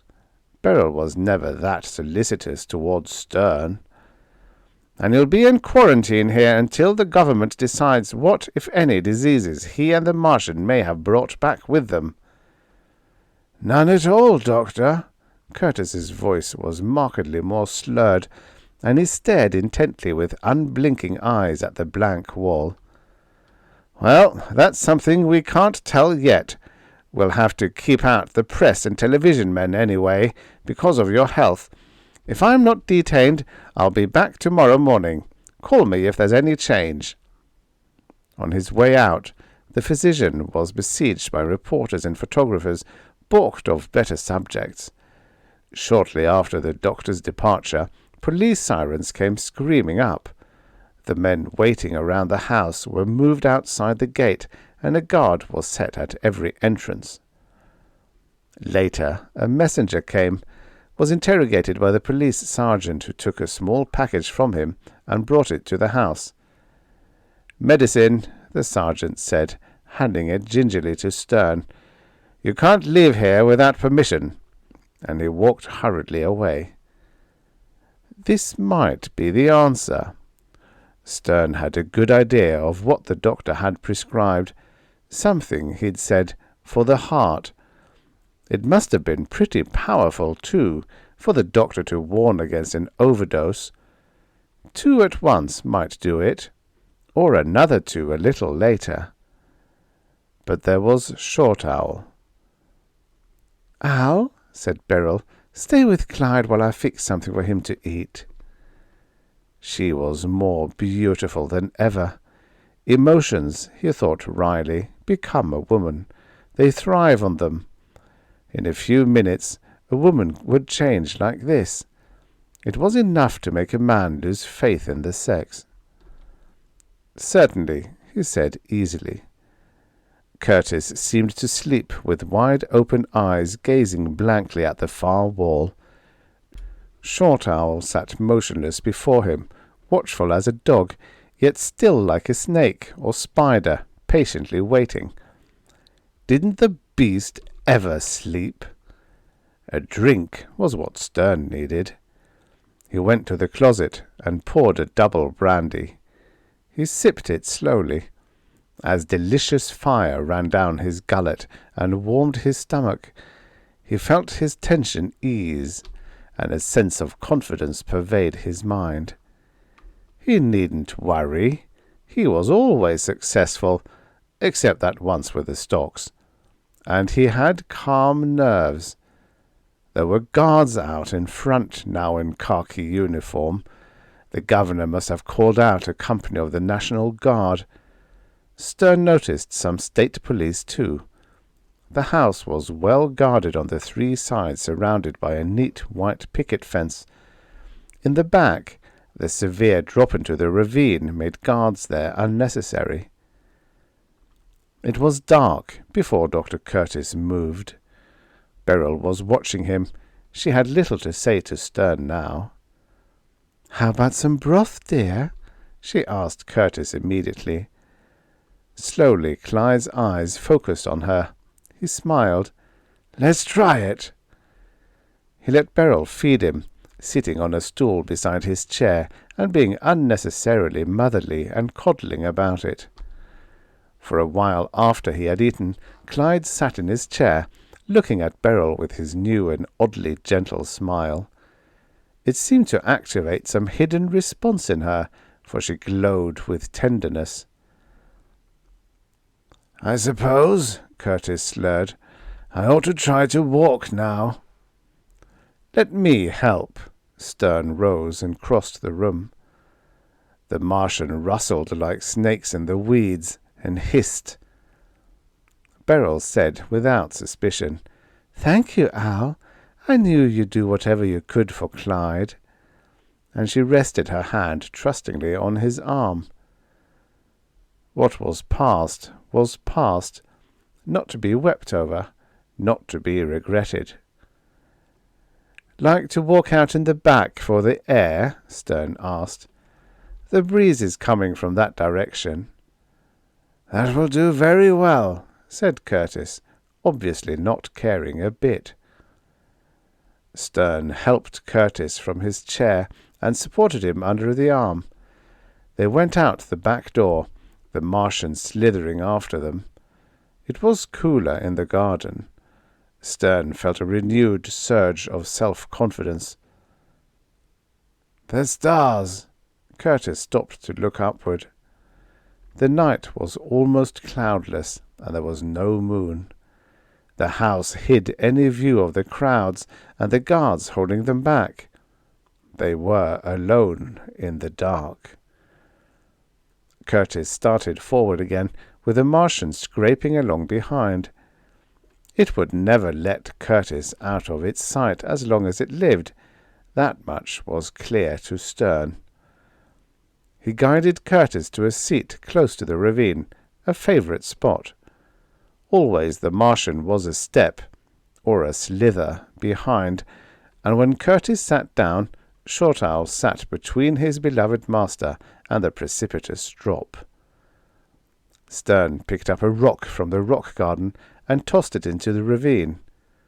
The Martian did not take his eyes off Curtis. Stern picked up a larger rock, a sharp, pointed one. He was behind the Martian, and Curtis was looking away unseeingly into the night. It was simple, really, and well executed. The beast's skull bashed in easily, being merely thin bones for a thin atmosphere and light gravitation. A push sent it over the edge of the ravine. Curtis sat unnoticing, and the traffic jam out front created more than enough confusion to drown out any noise from the creature's fall. Stern's palm stung. He realized that, before the Martian had pitched over the ravine, the suction pad had for a moment caught at his hand. It had done the beast no good, though. Curiously, the Martian had not guarded itself, only Curtis. Sitting with its back to Stern had really invited attack. The mind-reading ability was just something that Stern had nervously imagined. The police would not be able to tell his rock from any other. The heavy body, its ungainly movement and thin bones would explain everything. Besides, there was no motive for killing the Martian, and what penalty could there be? It couldn't be called murder. Stern looked at the palm of his right hand, the one that had held the rock. It stung a little, but in the darkness he couldn't see it. A stinger of some kind, like a bee, probably. The hell with it. Couldn't be fatal, or Curtis would have warned them about it. The Martian had been walking by the ravine and had clumsily fallen in. He would report it after he had got Curtis back into the house. Curtis was easy to arouse, and didn't seem to miss Short Owl. Stern manoeuvred him to the living room, where he sank into a chair and fell into his mood of abstraction. Beryl must be in the kitchen cleaning up, Stern supposed. Perhaps he had better put some kind of germicide on his palm, just to ward off infection. He looked at Curtis relaxed in the chair. Clyde suddenly appeared oddly boyish to him, hardly different than he had been in college days. For a moment Stern felt again the adolescent admiration and fellowship he had felt so strongly then. "Don't be stupid," he told himself angrily. This man had the money and the woman that had almost belonged to him. Moving slowly, Stern deliciously savoured the aroma of his triumph. On the table was the bottle. Clyde would be easy, unsuspecting, kindly. It wouldn't be safe to marry Beryl right away, but there could never be any suspicion.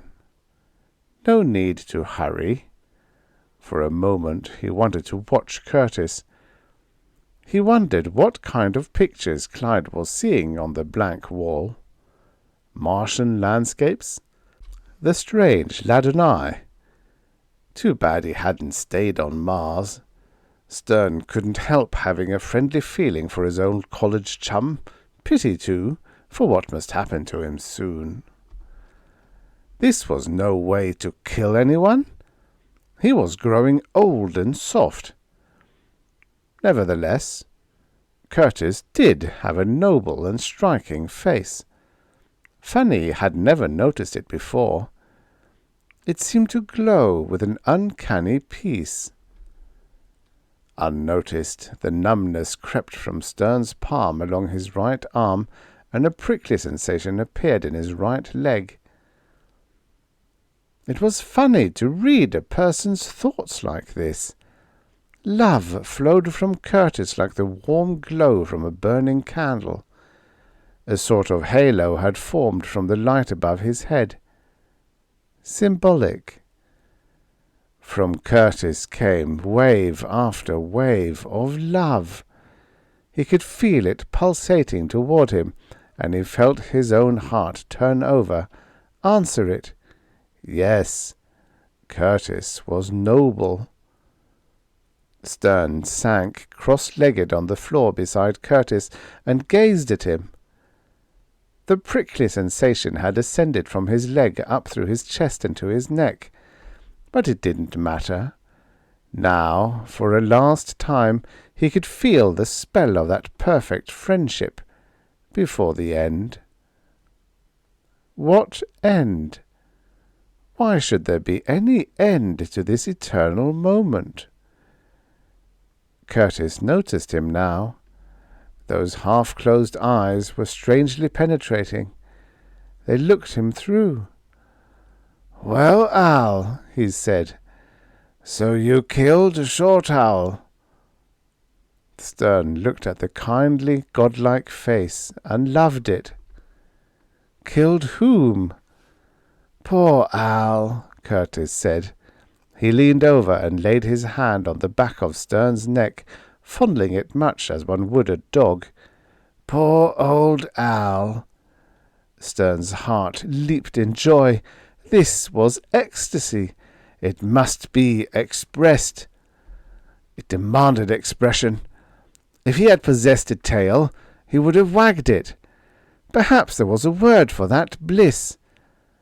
There was, and with immense satisfaction he spoke it. "Gallop," he said. The end. Subscribe for more at storiesoffuturespast.substack.com. And now for the next story. The Girl from Bodies Incorporated by Randall, Garrett and Robert Silverberg. Writing as Leonard G. Spencer. Originally published in Fantastic, October 1956. Narrated by Tom Trussel. "The trouble with bodies," said the new rub-down specialist at the Gotham Baths, "is that after a while they just wear out." "Glumph," said Hugh Horner, as the skin-sleeking oil was applied liberally to his face, making a drawn-out reply impossible. "Ain't it funny, though," the rub-downer said, "how you can buy a new set of piston rings for your car, or a mainspring for your wristwatch, or a new gizmo for the old lady's mixmaster, but you can't even buy a new appendix, if you should need one, for yourself." The quick hands left Horner's face and began to knead the sagging muscles in his pectoral region. "If you look at it that way," Horner said, "you have a point." He was alone in the massage room with the attendant. He felt worn and drained out, as he always did at the end of a heavy week's work at the office. A steam bath and a massage helped, but he had to admit it. He wasn't as young as he used to be. "Of course I have a point, Mr. Horner," said the attendant. "Folks spent all that money on machines, and almost nothing on themselves. Tell me what happens when a guy develops a bad ticker. Wait, I'll tell you what happens. He sits somewhere in a soft chair, on a porch maybe, sucking on a dry pipe and waiting for the next attack, which will probably kill him." "I've heard pleasanter talk," Hugh Horner said in sudden distaste. "What's the matter? Afraid of the truth?" "Now, really," said Horner. "How old are you, Mr. Horner? 45? "I'm 47, Horner admitted. His age, thus objectively stated in his own voice, came as a mild shock. 47! He was virtually middle-aged. 47! How many years before you changed the car's battery?" "Why, 2 or 3, I guess." "The tires?" "Every 25,000 miles. That should be about 3 years. The attendant leaned down over him, still kneading the flesh of his chest. "How much you got in the bank, Mr. H?" he asked in a tight whisper. "I don't see where that's any business of yours," Horner replied in a shocked voice. "You get a car on time. It's the finance company's business, isn't it? You take out a mortgage. It's the bank's business, right?" "Yes, but—" "How much, then?" "Well, $6,000. "Joint account with your wife?" Yes." "Happily married?" "Now, just a minute. Are you or aren't you?" "Yes, I suppose so." "You suppose so?" "Yes, I'm happily married, naturally. Jane isn't exactly the same girl she was 20 years ago when we were married. She put on some weight, and she's got wrinkles, and she's not exactly a sweater girl." "I see. Any children?" "No, we were never blessed." "Blessed, is it? Well, that's good. No children. I think you'll do, Mr. Horner." "Do? Do for what?" "Congratulations, sir," the rub-down man said, smacking some oil on Horner's abdomen and squashing the flesh around to show Horner how soft he'd become. Horner said, "Say, what happened to George, anyway?" George was Horner's usual attendant at the Gotham baths. "George wised up. He's out getting a body job." "Oh, something happened to George's car?" "Not his car." "I'm afraid I don't understand." "He's getting a body job," said the attendant. "He's getting a new body." The hands went slap-slap against Horner's abdomen. He could hear the attendant's heavy, regular breathing. "Ha-ha," he said. "You're pulling my leg. I just now explained." "You said George was out getting a new body. That's a joke, isn't it?" "It's no joke to George. It's costing him $4,000, all the money he has, but he thinks it's worth it. Wouldn't you?" "A new, body, you mean?" "Yes. To start life at age 25 again, aware of all your mistakes, your shortcomings, your—" "All right," Horner said finally. "That's enough. I've been lying here and listening because I've had no choice, understand, but you've worn that joke out, fellow. I wish you'd stop." The masseur mumbled something under his breath, then said, "Well, that does it on the front side. Care to roll over?" "Yes," said Horner dutifully, and did so. He thought, funny, the way this bird delivered that new body pitch. Such a straight face. So utterly serious, almost as if he were interviewing me. The silence stretched. Horner regretted having asked the attendant to stop his yarn about new bodies. He finally said in defeat, "About what you were saying. You want an appointment? That's what I'm here for." "An appointment? With whom?" The attendant wiped his hands on a large towel and tossed its twin to Horner. From somewhere he plucked a neat white business card and gave it to Horner. The card said, "Bodies Incorporated. By appointment only." There was a telephone number and an address out on Long Island. There was nothing else. $3,000 is what it will cost you," the attendant said. "You're lucky it's a joint account you have." $3,000? gasped Horner. "For what?" "For a new body, naturally. 25 years old and in sound health. Fit as a pin. You're guaranteed that. I think it's a bargain." "But $3,000? What kind of car you drive?" Horner told him. "Buy it brand new?" "I never buy second-hand cars," Horner told him haughtily. "Then it cost you damn near as much as a new body is going to. What are you complaining about?" Horner clucked an answer, and then was told he could go to the locker room and climb into his clothing. He tipped the usual 50 cents, showered, dressed in his street clothing. He did all this, trying not to think about what he had heard. But the more he tried not to think about it, the more he did think about it. Calling himself a fool, he returned to the massaging rooms. He poked his head inside the room in which the new man had given him a rub-down.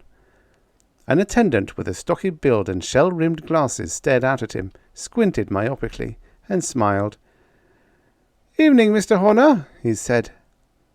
It was George, who had given Horner his weekly massage every week for the past 5 years, except tonight. "Why, you're here," blurted Horner. "Sure am, sir. Wondered why you were late. Go ahead and undress now. I'll reserve your usual table." "But I've just had my massage." "Oh?" said George, trying to make his voice sound indifferent. "Trying one of the other masseurs?" "Not at all," snapped Horner. "You weren't here." "Well, were you?" "Never even stepped out. Been here all night," George said. "But the other man, the new man." "No new man, Mr. Horner, sir. Haven't put on a new man in 6-7 months. I'd know, wouldn't I?" "You'd know," said Horner slowly, after a silence. "Something the matter, sir?" "It's nothing. Nothing." Horner got out of there very quickly. He took a cab home, which was unusual for him. If George and his nameless friend had been playing an elaborate practical joke, they had also been playing hob with Horner's digestion. For now a hot sensation flooded his middle, his damned ulcer acting up. Ulcers, he thought with a sudden wry smile. Ulcers, and what else? "You're 47, Horner. A mildly successful life, a good marriage, a middling business. No children. No outstanding debts. Any regrets?" Yes, Horner thought. Regrets. His ulcer was a regret.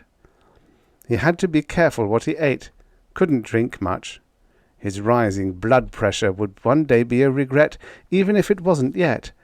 And generally, vaguely, his insignificance was a regret. He was not a meek man, but he was no Tarzan of the Apes. He was not a small man, but he was no Goliath. He was not a lowbrow, but he was no Einstein. He was not without an eye and some appeal for women, but he was no John Yuan. He sighed, knowing you could extend the list indefinitely. Hugh Horner, small businessman. Hugh Horner, small man. "Here's your address, Mac," the cab driver said. Horner got up with a start. He realized he had been sitting there for some time with the cab perfectly still. He somehow sensed that time had passed, more time than the 30-odd minutes it would take a cab to deliver him to his home on the other side of the Brooklyn Battery Tunnel. Where are we?" he asked the cabby. For some reason, he fingered the business card in his pocket. The one the new masseur, the masseur who apparently did not exist, had given him. The cabby, shrugging, told him an address which was not immediately familiar. Then, with a sudden quickening of his heart, Horner realized it was the address on the business card in his pocket. "You mean," Horner demanded, "we're on Long Island? I don't remember telling you to take me here." "Well, I didn't dream it up myself, Mac," the cabby said. "Look, I don't care if you get out or if you don't get out. The flag is still down and I'm still making money. So what'll it be?" "I ought to call my wife," Horner said. The driver shrugged. "You getting off here?" Slowly, Horner nodded. He looked outside. He saw night darkness, a dimly lit driveway, a hemlock hedge 12 feet high. "Sign said, 'Positively no vehicles,'" the cabby told him. "So I guess you walk from here." "I guess I walk," Horner said. He consulted the taximeter, took $4 bills from his money clip and a $half in change from his pocket. Then he got out. The cab door closed.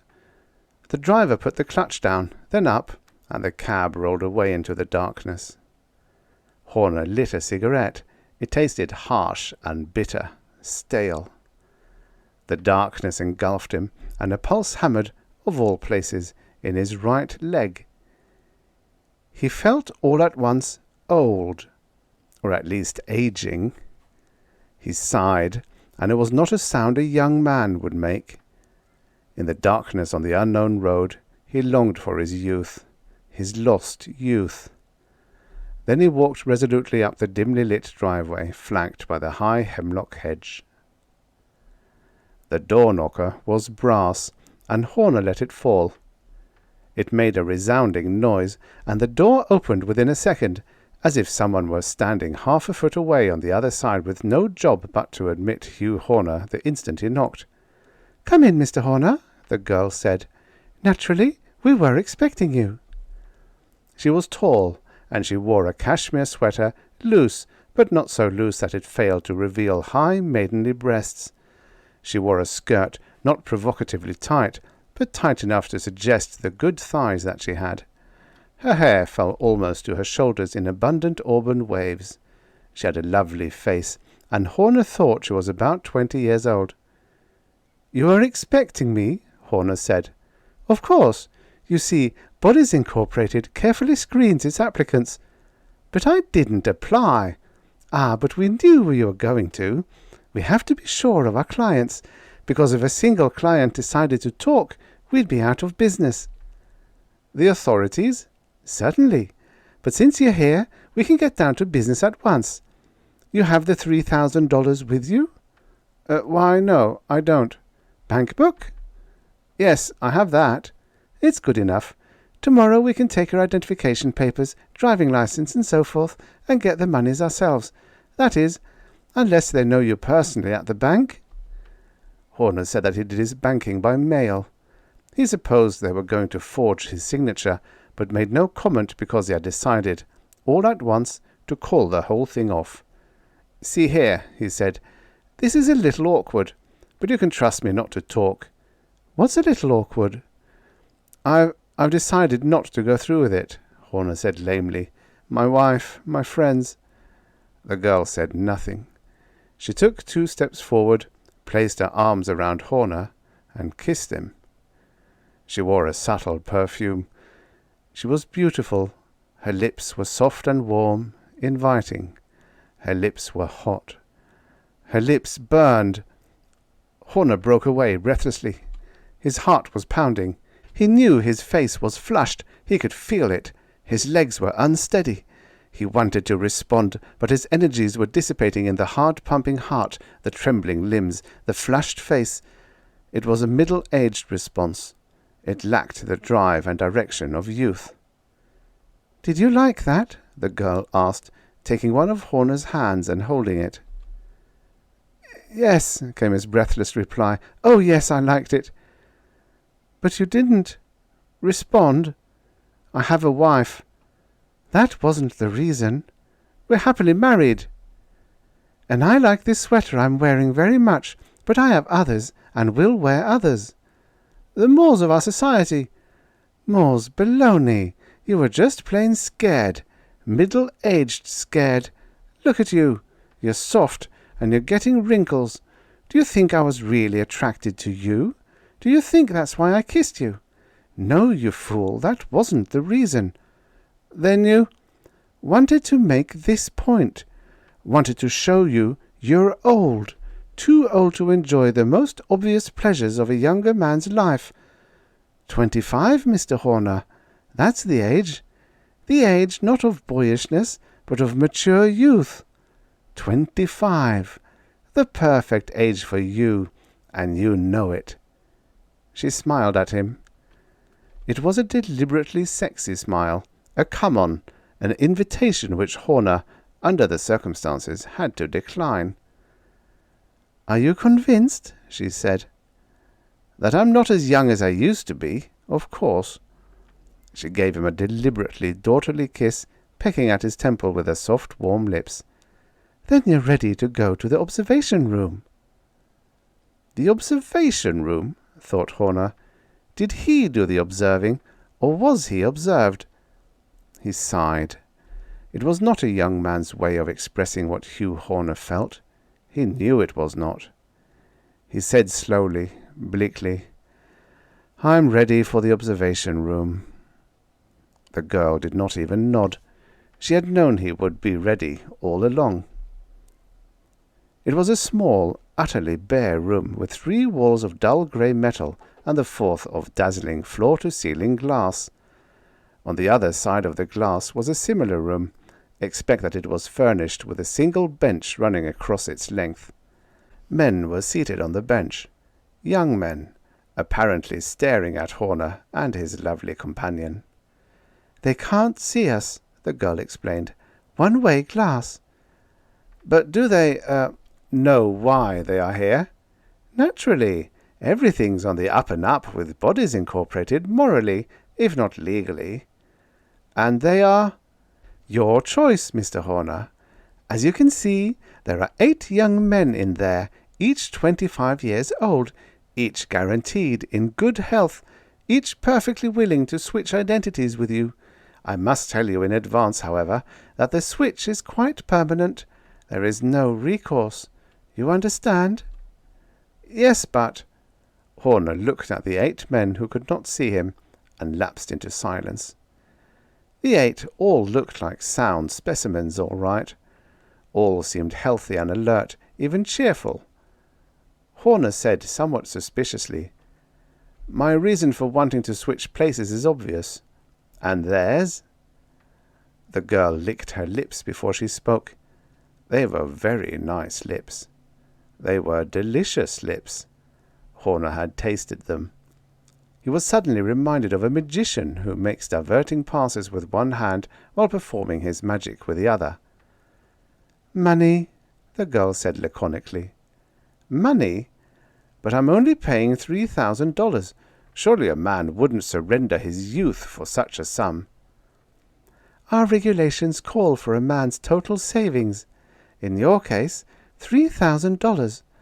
But most of our clients are extremely wealthy, Mr. Horner. Now, since half of the fee goes to the youth who will become Hugh Horner while we keep the other half—" "But $1,500 only!" "I should have said it goes into a pool. A yearly pool, you see. The average last year was $465,000, Mr. Horner. Don't you think some young men would be willing to surrender 20 years of their lives for $500,000? "I wouldn't if I were young," Horner said at once. "Between you and me, that's because you aren't. But it's their choice to make, and it's a free choice. Now, have you made a selection?" Horner looked at the 8 men again, and shrugged. "I see," the girl said, "and I agree. They're all choice specimens. Is that what you're thinking? All strong, all healthy, and all will probably be in better shape than you are 20 years from now." "Do I get some kind of a guarantee on their health? I mean, what if I should pick one of them with an incurable disease or something?" Although he asked this very practical question, Horner still hardly expected to go through with anything as incredible as switching bodies with one of the young men on the other side of the glass partition. After all, he told himself for the 10th time, such things just weren't possible. This was either an elaborate joke or an elaborate dream.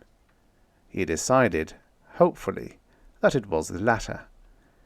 He recalled that the doctor had given him Reserpine to calm his nerves recently, and the doctor had told him that one of the side effects of Reserpine was an abundance of nightmare. "That's it," he said. "Reserpine." "What did you say?" the girl asked him, an amused look on her face. I said, that one's fine," Horner blurted, pointing at random at one of the men on the other side of the glass partition. "Good," the girl said. "Then everything is ready." She touched a section of the wall, and the dazzling glass sheet abruptly went opaque.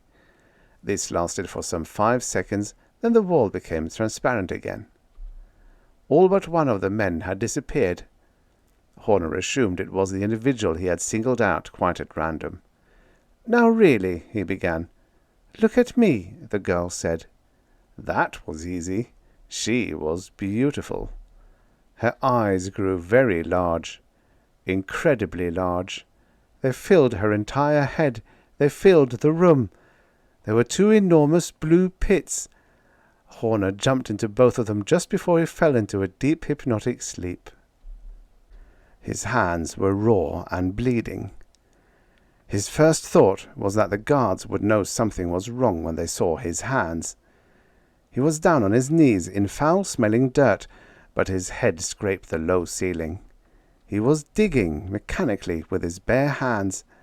He had had a shovel, but it had been lost in a slight cave-in. "Hey, Lonnie," a harsh whispering voice called. "Stop dreaming, for crying out loud. If we don't do it tonight, we'll never get another chance. Forbish is out." "What do you mean he's out?" called back Horner, whose name now seemed to be Lonnie. "You know what I mean. Out.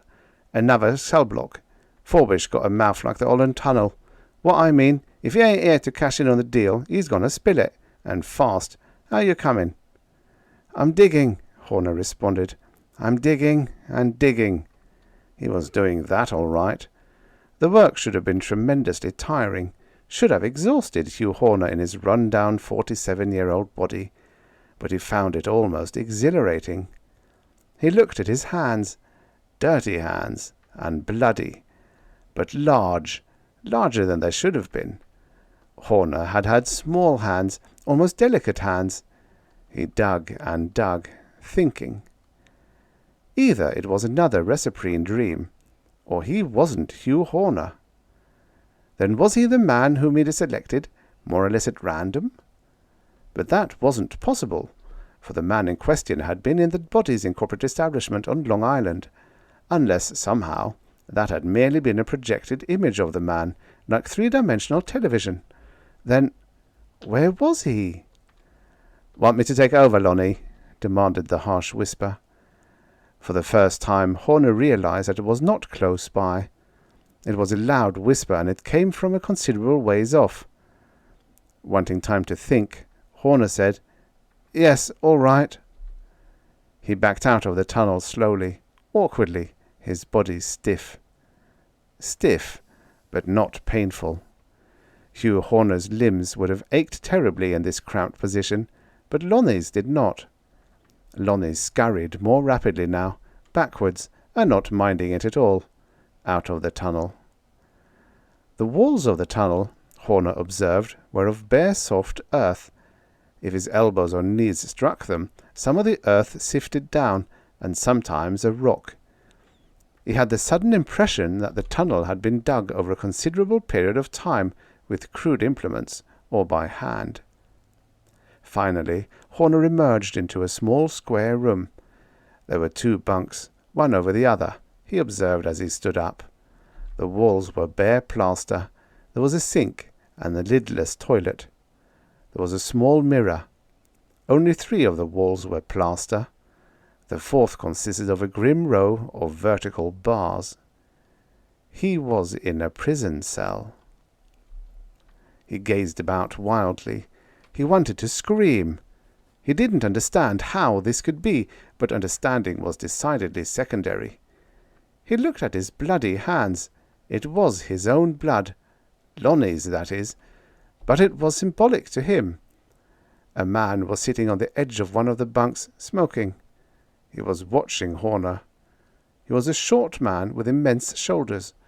He wore grey denim, and Horner did not have to be told it was a prison uniform, or that his clothing was identical. Somehow, Horner had traded places, identities, with a convict. "What's the matter, Lonnie? What are you staring at?" Nothing, I guess." Horner went on staring. The other man's name was Jake. He knew that all at once. He knew other things. Other memories came flooding back. Not his memories, Lonnie's. Because he was Lonnie now. His mind was numb. Numb! He was Lonnie, Lionel Overman, and he was in jail on a 20-to-life rap. His behavior, the river of memory told him, had not been exemplary. It would not be 20 years. It would be life. What am I in for?" he demanded in a soft voice, for that particular memory would not come. "You're kidding," the man named Jake said. Horner went over to him and grabbed his denim shirt with dirt and blood-caked hands. "I asked, what am I in for?" "Hey, take it easy," Jake growled. "Don't get yourself in an uproar. We've got other things to think about." "Tell me," Horner said grimly. Jake looked at him. Jake had the widest shoulders Horner had ever seen. Probably Jake was incredibly strong. But his shoulders shrugged, and he said, "When you get like that, Lonnie, I guess you got to have your way." He added one word. He added, "murder." Murder, Horner said slowly. Hell yeah, murder. Now snap out of it, will ya? Murder. Why didn't they electrocute me? You was young at the time. 20, I think. Hey, what's the matter with you? Will you let go of the shirt so I can go down there? Yes, Horner said. Yes, of course. There was more on the river of memory now. There was Jake, and Lonnie Overman, Horner, and a man named Forbish, another convict. For 18 months they had been digging. The entrance of their tunnel was concealed behind the toilet. For 18 months they had kept a model cell, and inspections had been only cursory. 18 long months. And tonight, according to the missing Forbish's calculations, they were ready to strike pay dirt, which naturally would make Forbish very bitter, because now he wasn't with them. Forbish had been transferred to another cell block when the 3-man cells had been converted to 2-man cells. Forbish was a bitter, brooding fellow to begin with. Forbish might be bitter enough to spill everything. Don't forget, Jake was saying. We're close enough now. Forbish knew what he was talking about. I hope to hell you can swim, Lonnie. I can swim. On account of the tunnel that's out near the river, remember? So don't forget. The guards come now. It'll probably be on account of Forbish told him. The guards come now. Don't bother giving me a signal. Just come crawling in, and we'll try to bust through. It got to be no more than inches now. Ain't that right? Horner said it was right. Forbish, now departed, had been their tunnel expert. The whole plan had been Forbish's, and now Forbish was deprived of it. There was no telling what the bitter Forbish might do. Well, wish me luck, kid. Good luck, Horner said dutifully. Jake got down on hands and knees and squirmed down behind the toilet and soon disappeared into the tunnel. Horner wanted to think. Desperately he wanted to think. But now his stunned mind was a blank. The thoughts would not come. He sat there, all but mindless, and heard footsteps. He shut his eyes. The bunk was hard, but not too hard. If he shut his eyes and tried to think very hard of Hugh Horner and Hugh Horner's life, pretty soon he would wake up and the nightmare would be over. He shuddered. He was only fooling himself, he knew. This was no reciprine dream. This was, incredibly, the real thing. He heard footsteps. He stood up, adrenaline coursing through his veins and making him feel vital and alive and ready for anything. Footsteps meant the guard was coming, but the grey light streaming in through the window told Horner that it was barely dawn and there would be no reason for a guard to come so purposefully in this direction unless Forbish had squealed. So, if the guard came now, which seemed likely, the guard would come seeking their tunnel. Lonnie's and Jake's, not Horner's. Horner had had nothing to do with it. No, certainly not. But Horner was going to serve Lonnie Overman's life term in prison for murder, and Horner would be punished for the attempted escape. Punishment? He was already serving a life term. Solitary confinement, probably. He was innocent. He had done nothing except wish for youth. It wasn't fair, he told himself. It was terribly, tragically unfair. He wanted his freedom. "Hey, you, Overman," the guard said. He stood outside the cell, holding the bars. "I can't see so good in there. Where's Halrahan?" Halrahan was Jake. "Sleeping?" Horner said.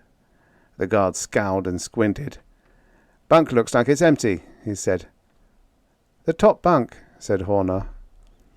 "Can't see the top bunk," said the guard. He searched for his keys, inserting the right one, turning the big tumblers.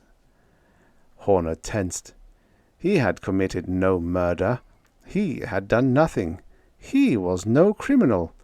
He wanted his freedom, but could not tell them, By the way, I'm not who you think I am. I'm a fellow named Hugh Horner, and I never committed anything worse than a traffic violation in my life, so please get the hell out of here and give me back my old body, if it's all right. I don't mind being 47 years old." He could tell them nothing like that. He could only do what Lonnie Overman was trying to do, and try to do something later about this unexpected place-changing with a convicted lifer. He could only try to escape. The heavy bars swung in, all but soundless on oiled hinges. The guard swaggered into the cell, expecting nothing. He walked through the bunks, peered at the upper one. He reached for the whistle, lanyard dangling from his neck. He got it in his mouth and blew on it. It was the loudest sound Horner had ever heard. A second later, Horner grabbed the guard's shoulder and swung him around and hit him. Horner felt the numbness and pain of it to his elbow, but it had been a good blow. Lonnie knew how to use his fists. The guard went down and stayed down, and Horner wondered how much time they would have until the whistle brought help. He scurried to the toilet and got down on hands and knees behind it, crawling into their tunnel. "Forbush must have talked already," he called out, making his way on hands and knees through the pitch-dark tunnel. The shaft was barely wide enough to admit him, and angled sharply several times where Overman, Jake Halloran, and Forbush must have encountered large rocks. Horner estimated the distance at 50 feet or more before he came up against Jake's back. He had expected complete darkness here at the nether end of the tunnel, but faint light seeped in from somewhere. "Made it!" Jake cried hoarsely. "Listen to the river!" Horner heard it, a faint rushing of water. "The guards," he said. "I took care of one, but not before he blew his whistle. We don't have much time." There was not enough room for both of them to dig. Horner waited on hands and knees while Jake clawed at the earth again with his fingers. Soon Horner heard a pounding sound and realized Jake was using his fists to enlarge the hole in the soft, mucky ground. "I'm squeezing through," Jake finally cried, and Horner felt the band's bulk ahead of him shift over to one side and then forward. A moment later, Horner felt cool, fresh air caress his cheek. He had not realized how close and fetid it was in the tunnel until now. He sobbed, breathing deeply of the night air. A wind stirred, and hard rain pelted his face. For a few tormenting seconds, his shoulders became wedged in the opening. Then he was through. Suddenly there was no footing, and he rolled over and over down a steep embankment, taking loose earth and stones with him. He came to rest very close to the river. The water sounds were much closer now. "We made it, bucko," Jake said in a low, jubilant voice. "We made it." Just then a siren wailed above them, and the night gloom was punctuated by a quick swinging search beam. Horner looked up quickly, knew the light would never spot them down here because of the hill. But the tunnel was something else again.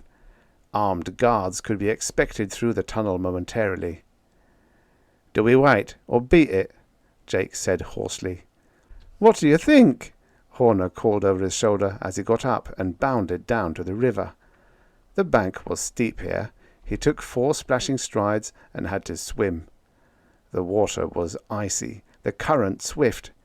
Horner took a look over his shoulder, saw Jake wading more gingerly into the water as the mouth of the tunnel suddenly erupted in a bright flash of light that illuminated everything. "Stop, or we'll shoot!" a voice cried, and Horner let the current take him. His head twisted back so he could see. Jake, the fool, had not yet allowed the water to take him. He was still standing, still floundering uncertainly in the shallows, when the flashlight beam at the mouth of the tunnel caught and held him. "Stand perfectly still, you!" Jake shouted a curse and splashed into deeper water. He did not get far enough to swim. There were 3 explosive sounds and 3 flashes of light brighter than the searchlight, and Jake threw his hands into the air, spun completely around, and staggered back toward the embankment. Shuddering in the cold, Horner kicked uneasily with his legs. He had already removed his shoes. He was careful that his kicking did not break the surface. He changed to a safe underwater scissor and a breaststroke, swimming silently, unseen. He was an innocent man in a killer's body, but could never prove that. He had to get away. "There were two of them," a voice called behind him. And another, louder, "You out there! Stop, or we'll shoot!" It was meant to scare him. They couldn't possibly see him.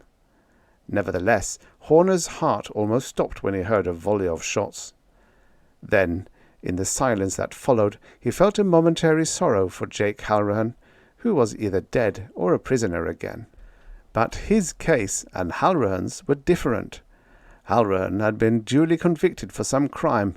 Horner was innocent. He swam and grew gradually numb with cold. He became aware of a stronger current, surrendered himself to it, and was borne along. The voices had faded behind him.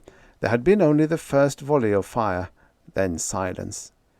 He could not judge how far he had gone, nor did he know the geography and the vicinity of the state prison. In all probability, there would be a 3-state alarm out for Lionel Overman, which now meant, for Horner, he had to hurry. The first false light of pre-dawn had faded. It was as dark now as the middle of the night, but in half an hour daylight would come. Rain fell in fitful squalls now. The rain seemed to be stopping. Horner had never been so cold in his life. He thought hours had passed, but knew that was impossible, because dawn had not yet chased the night. He shivered and broke for shore in the agonizingly slow crawl. He dragged himself out of the water and lay there, gasping, panting, still shivering. After a while he got up. The sullen sky seemed brighter across the river now. Dawn was coming. He had to get away. He had to get out of his telltale prison denims before it was fully light, or he would never get out of them at all. Very faintly he heard the wail of the prison siren. Slowly he walked up the muddy embankment, then set out in a southerly direction. The rain came down harder now, as if determined to make things as miserable for Horner as it could. He came to a fence. It was barbed wire, and it meant people weren't far. He decided to climb the fence, parting the top two strands and going through. He found himself in a pasture. Something big and blocky loomed ahead. A barn. At least he could sleep there for a few hours.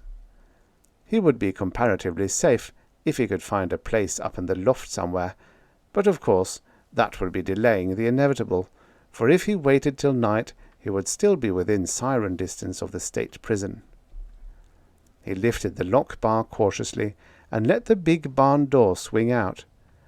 There was a faint protest of rusted metal, and Horner allowed a full 2 minutes to pass before he went inside. The cattle smell was strong. A cow lowed uncertainly off to his left, but he could see nothing. He passed a smaller door, not meant for cattle, and the smaller door was not locked. He smiled as it swung on its rusty hinges in the rain and the wind. If anyone was about, that would explain the other hinge noise. Meanwhile, Horner was ravenously hungry. He would eat anything, even cattle feed. He stumbled suddenly, reaching out awkwardly to right himself. A bucket clanged against wood, and he froze. Then, not 10 feet above Horner's head, a sleepy girl's voice said, "Go back to sleep, will you, Caleb, honey? It wasn't nothing." "I heard someone down there." "It wasn't nothing, Caleb, honey," the girl repeated. "One of the cows kicked into something, it's all. Put your arm back around me, Caleb, love. There, Caleb. Ah, Caleb. I still thought Caleb, I swear, boy, what is the matter with you? My old man will be up and to the barn in a few minutes from now, and all you can do is talk. Caleb Wilson, if you don't... Ah!" The gloom inside the barn was less complete than it had been outside, only moments ago. Rain drummed on the roof as Horner groped slowly forward, found the foot of a ladder which probably went up to the loft.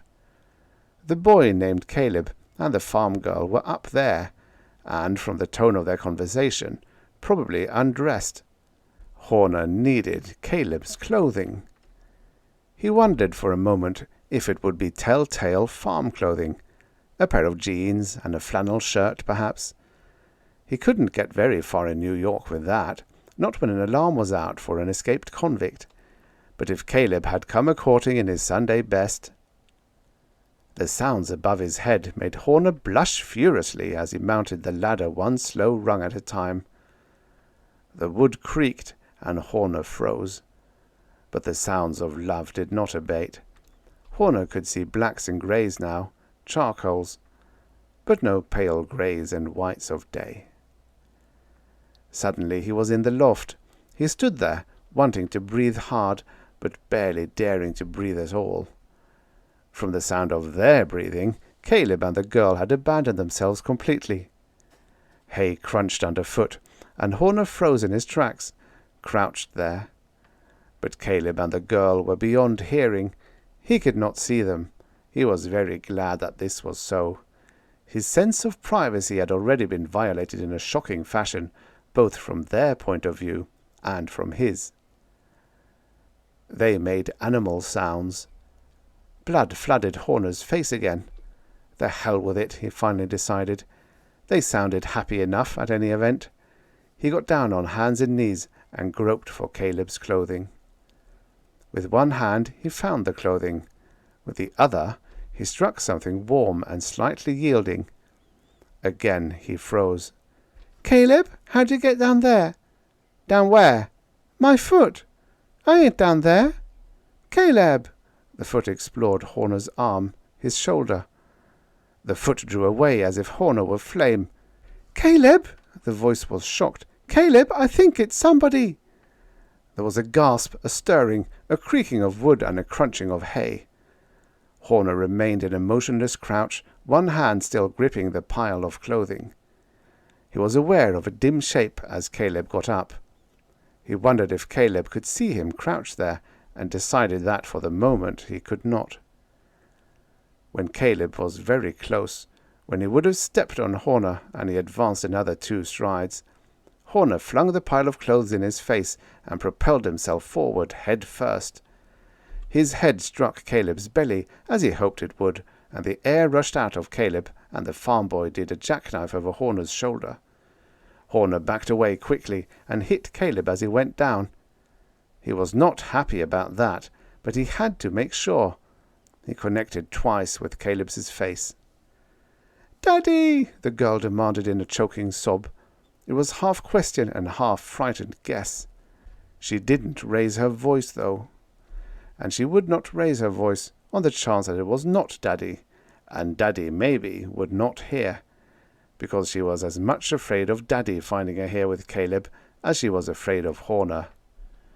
"Just be quiet, and you won't get hurt," Horner whispered. "Who are you?" Instead of answering, Horner commenced stripping off his prison denims. He changed into Caleb's clothing while the girl administered to a lover, stroking him and cooing at him in the growing light. Horner could see the clothing now. It was shirt and loud tie and farm catalogue suit, and while Horner never would have picked these particular items for himself out of choice, they would get by in New York without too many second glances. "Got a car?" Horner asked. "Daddy has a—" "I mean Caleb." "Yes, sir. He come in a pickup truck." "Where are the keys?" Horner asked. "But you ain't a-taking—" "Where are the keys?" "You're wearing them in your left-hand pocket, I think." Horner checked the pocket. The keys were there. "Where's the truck?" he asked. "Round behind the barn. You take the lane there over to the fence, on the other side of the fence, but it's Caleb's uncle's truck, mister. I swear he'll tan Caleb's hide if you—" "Well," said Horner righteously, and then felt foolish. He ought to. Then he heard Caleb sighing, knew the boy would be all right. He also knew that he would be safe in the pickup truck for at least an hour or so, for the girl wouldn't dare tell her father, at dawn, coming from the barn, that Caleb's pickup truck had been stolen, and even Caleb had a problem. Apparently it was some distance back to his uncle's farm, and there was still the problem of accounting for his absence in the night. Horner went down the ladder quickly and out of the barn. It was still raining outside, but dawn light had finally come. Abruptly, Horner flattened himself against the wall of the barn. He had heard something. Footsteps squelching through the mucky pasture. A big, burly man went by, and Horner waited 10 seconds before he dared to move again. Then he found the lane behind the barn and marched along through the mud until he reached the 3 strands of the barbed wire fence, parted them, and went through. He had come several hundred yards and now saw the truck ahead of him. He wondered if he dared start the engine with the farmer so close. He decided he had to chance it, swinging up into the truck and inserting the key in the ignition. Moments later, he was driving through the rain. The lane took him to a 2-lane blacktop, which led to a concrete highway heading south for the city. Grimly, Horner clung to the wheel. It was still quite early, and almost no traffic was on the road. Horner expected pursuit almost momentarily. Miraculously, he was in Brooklyn. He still couldn't believe it. He had driven the pickup truck down through the rain to the northern outskirts of the Bronx, where he'd parked it near a subway station. A series of subway rides had brought him through the Bronx and Manhattan to Brooklyn, where he lived with Jane. He thought his trail was covered quite well. There was something hearteningly anonymous about a subway passenger. The rain had stopped. The time, on a bank clock, was 11:15. The bank was around the corner from where the Hugh Horner lived. Horner's steps became swifter. He had already decided to see his wife. Jane must have been frantic, he told himself. Naturally, Horner couldn't just barge in on a wife now apparently twice his age and announce himself. In the first place, she wouldn't believe him. In the second, there would be the element of shock. In the third, he was still wanted by the police, as Lonnie Overman. Horner shrugged. He would have to barge in on her. He had to get off the streets, or sooner or later he would be spotted as the escaped convict. Every couple married 20 years, and moderately happy, Horner told himself, had certain shared secrets. Given time and the opportunity, he could prove his identity to Jane beyond the shadow of a doubt, new body or not. He reached their apartment building and went into the lobby. He stood there longer than was necessary, for the self-service elevator had already come down. He studied his reflection in the lobby mirror. The clothing was a pretty good fit, but the suit was a cheap sharkskin in a loud plaid, and the tie was a clashing polka-dotted affair. "You look just great," Horner told his reflection. But he had to admit he was not really sorry. He was young again, strong and healthy, and not bad-looking in a dashing devil-may-care way. Despite Lonnie Overman's troubles, the face was one used to smiling. Horner could see that.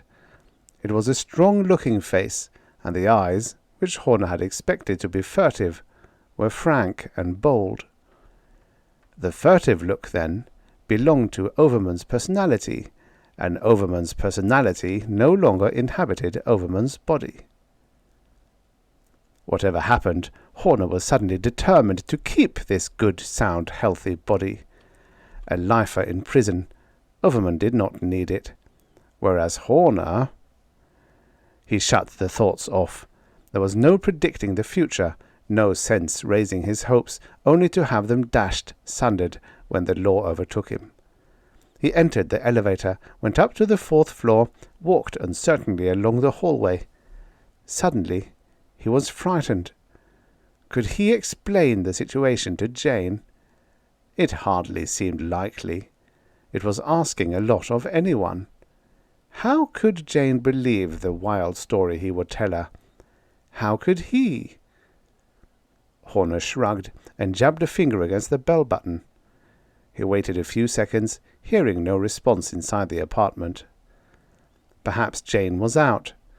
Perhaps, even now, she was down at the police station, tearfully describing Horner to the policeman on duty. "But, officer, I can't imagine what could have happened to him. He was always so punctual." All at once the door opened. Standing there, staring at Horner, was Hugh Horner. Horner's first impulse was to run. What could he explain to Jane now?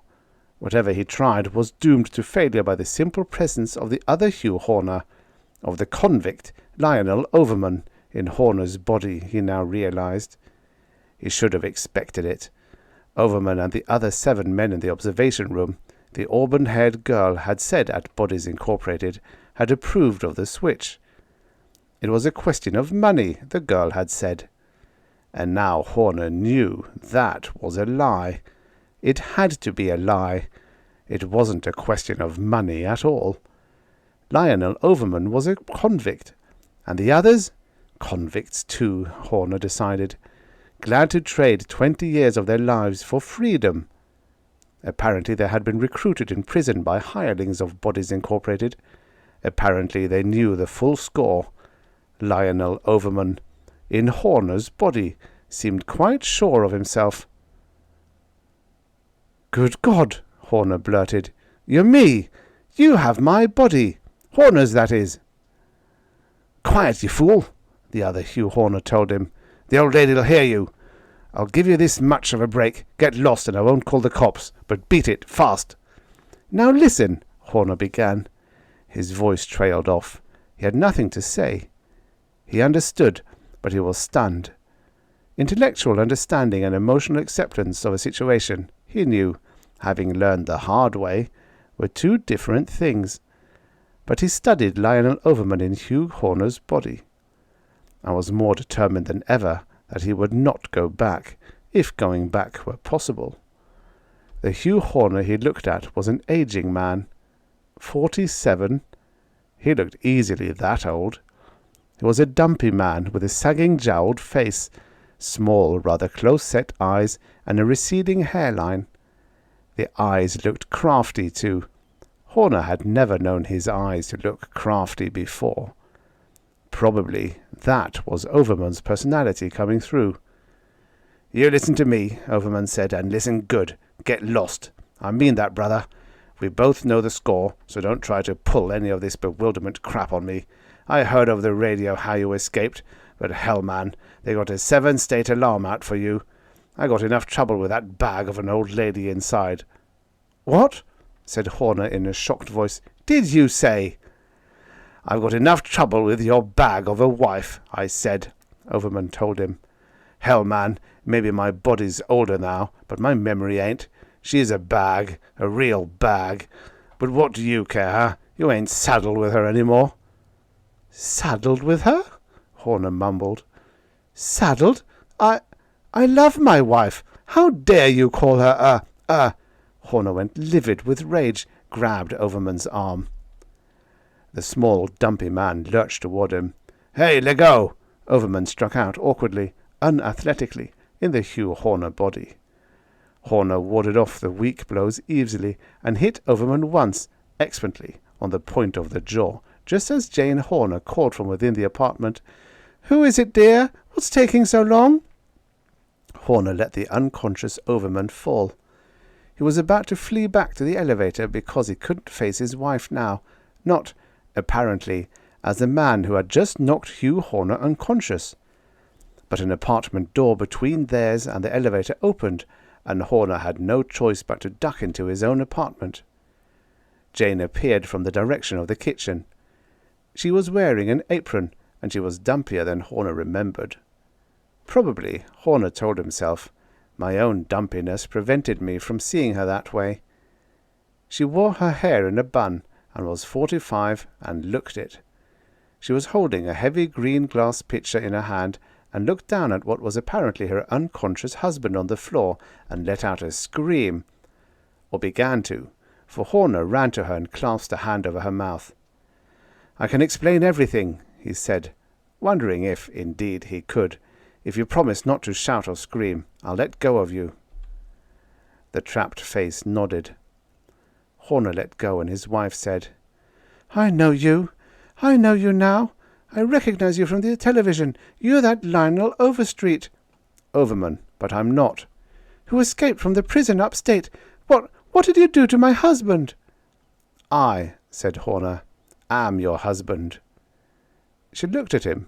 She looked at the Hugh Horner body, unconscious on the floor. She sobbed hysterically, and Horner said, "You're both coming with me, in your car." "Murderer! You'll kill us!" "Janie, listen to me. That time in Jones Beach before we were married and the top of your bathing suit came off while we were swimming." It was something only she and the real Horner would know, but he had waited too long. He had been staring down at the unconscious Lionel Overman while he spoke, and when he looked up it was too late to ward off the green glass pitcher which Jane was bringing down over his head. It exploded there. So did the world for Horner. There was a buzzing. There was a roaring. Horner opened his eyes. He was seated on the floor, and his arms were bound. So were his legs. He looked across the foyer. Overman in Horner was similarly seated, similarly bound. "You're both driving me crazy," Jane Horner said. "You call the cops?" Overman in Horner asked. "Not yet. I'll give you both a chance. You," she gestured at Overman, "weren't acting yourself since you came home last night. You acted, well, cruel. That's the only way I can describe it." "Of course he wasn't acting himself," Horner in Overman said, "because he isn't me." "That makes sense, don't it?" Overman sneered. "And you wouldn't say don't it," Jane told him. "And you," she said to Horner, "when you let go of me, I knew I was going to hit you with a pitcher, and I couldn't stop it, even when I wanted to, when you said that about Jones Beach. We were alone, my husband and me. But how could you be my husband? You don't look like him. You're young enough to be my son." "Ask him," Horner said, pointing at the bound Overman. "Ask him about Jones Beach." Horner smiled grimly, waiting. His own memory of Overman's life was only fair and spotty, and certainly not very good on particular details. Overman's of his would be the same. "What happened at Jones Beach before we were married?" Jane asked Overman. 20 years ago. How the hell should I remember?" "He remembered," said Jane in a bewildered voice, pointing at Horner. "Ask him about our honeymoon," Horner suggested. "Where did we go on our honeymoon?" Atlantic City," Overman in Horner said triumphantly. "How long did we stay?" 2 weeks. "Who," Jane asked, "was in the hotel room next door?" "Who remembers a thing like that?" Overman said after a while. Horner grinned.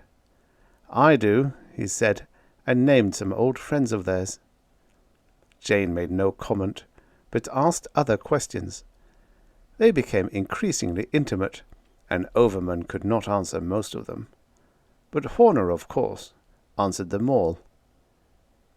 Finally Jane said, I don't know how it can be." Her eyes were filling with tears as she looked down at Overman. You're my husband. You should be. But you don't know the things he would know. It's impossible, but you're not. Her voice trailed off. She turned to Horner.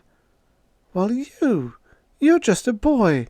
You don't look anything like my husband, but you know all the things he knows."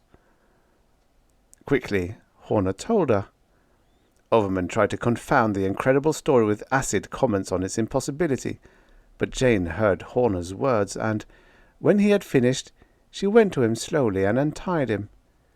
She looked at him and said, also slowly, You're my husband. I know you are. I know it now. But you're young. I can't keep you saddled." "That's just what he said," Horner said.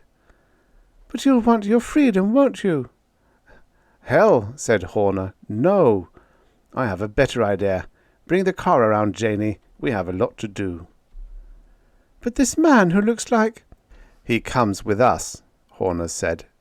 He chafed his wrists and ankles, and went inside quickly, and soon returned with a Luger pistol, a memento of his army days in Germany during the Second World War. "Get up," he told Overman, then realized he could not. "Untie him," he told Jane. She did so. Overman got slowly to his feet. "Try anything, and you'll regret it," Horner said. "Don't go for the car, Janie. We'll all three go for it together. Overman in the middle."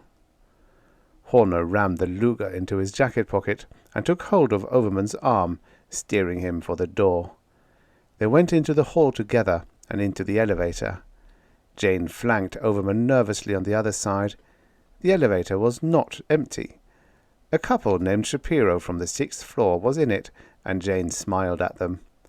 Horner jabbed the Luger against Overman's ribs, and Overman gave them a weak smile too. Horner nodded at them in a friendly fashion.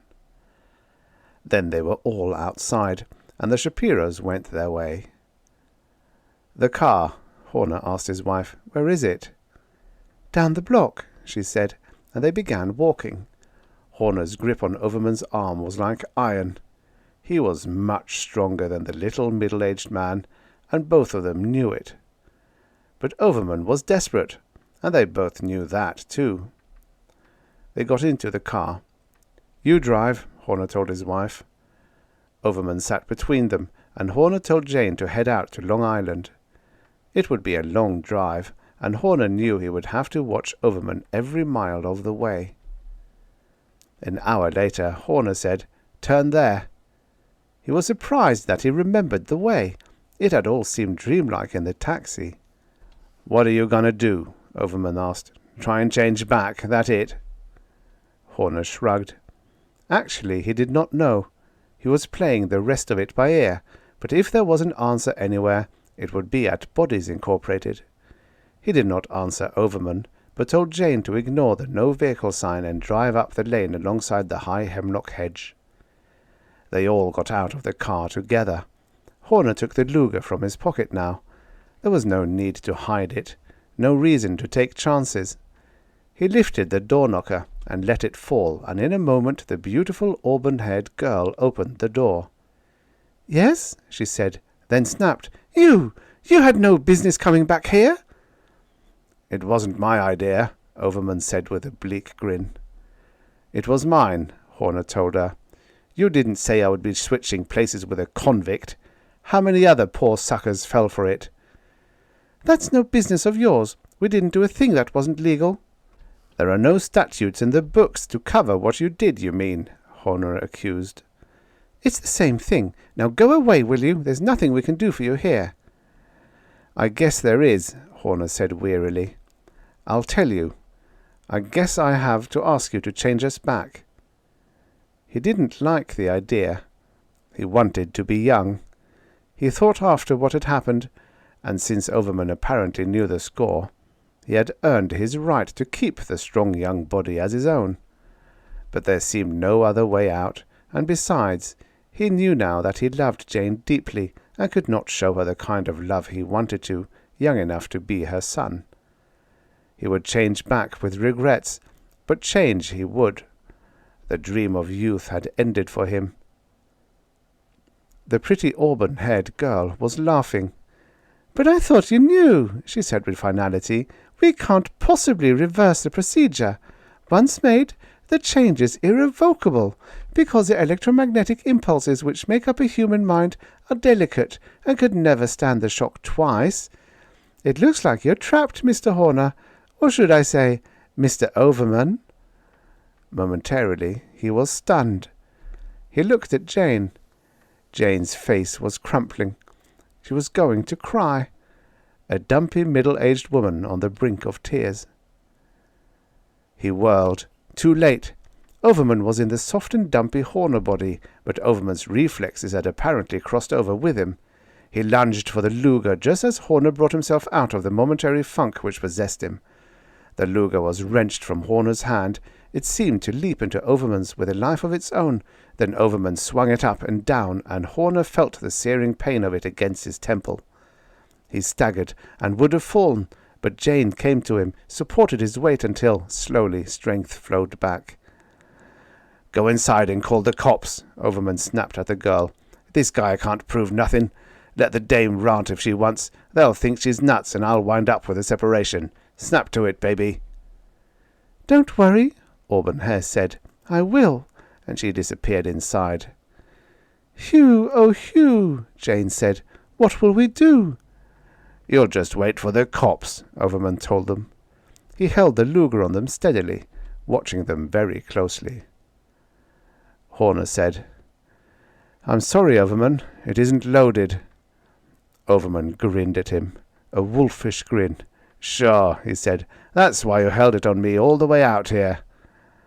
"But I knew, and you didn't. That makes it different, doesn't it? Don't you see? It wouldn't be loaded. It's only a war souvenir. You're not supposed to keep war souvenirs loaded. Well, are you?" Overman looked uncertainly at the weapon, then at Horner. He got a fingernail under the edge of the ammo clip in the butt and was about to spring it when he said, "You're bigger'n me. If it ain't loaded, why don't you—" Horner cried, "I'm going to!" and leaped at Overman. The gun bucked between them, went off. Horner felt the heat of the slug's passage in the air, then was grappling with Overman. The smaller man brought his knee up, and a wave of nausea engulfed Horner. He clung to Overman, waiting for it to pass, keeping the Luger out of reach by holding Overman's wrist up over his head. Overman's knee blurred up again, but this time Horner pivoted and caught it on his thigh. He lashed out with his free hand, striking Overman with all his might across the face, open-handed. Overman staggered back, stunned. Horner followed through with a short left hook, and the fight was over. "I just phoned the police," Auburn-Hair said, coming out. What?" "Stand still," said Horner. "Better yet, let's go inside." He turned to his wife. "Listen, Jane, the cops. I'll have to run. There's no way of proving, well, you know. But I want you to come with me. I love you." "I couldn't go with you, like this, twice your age. I don't want you to.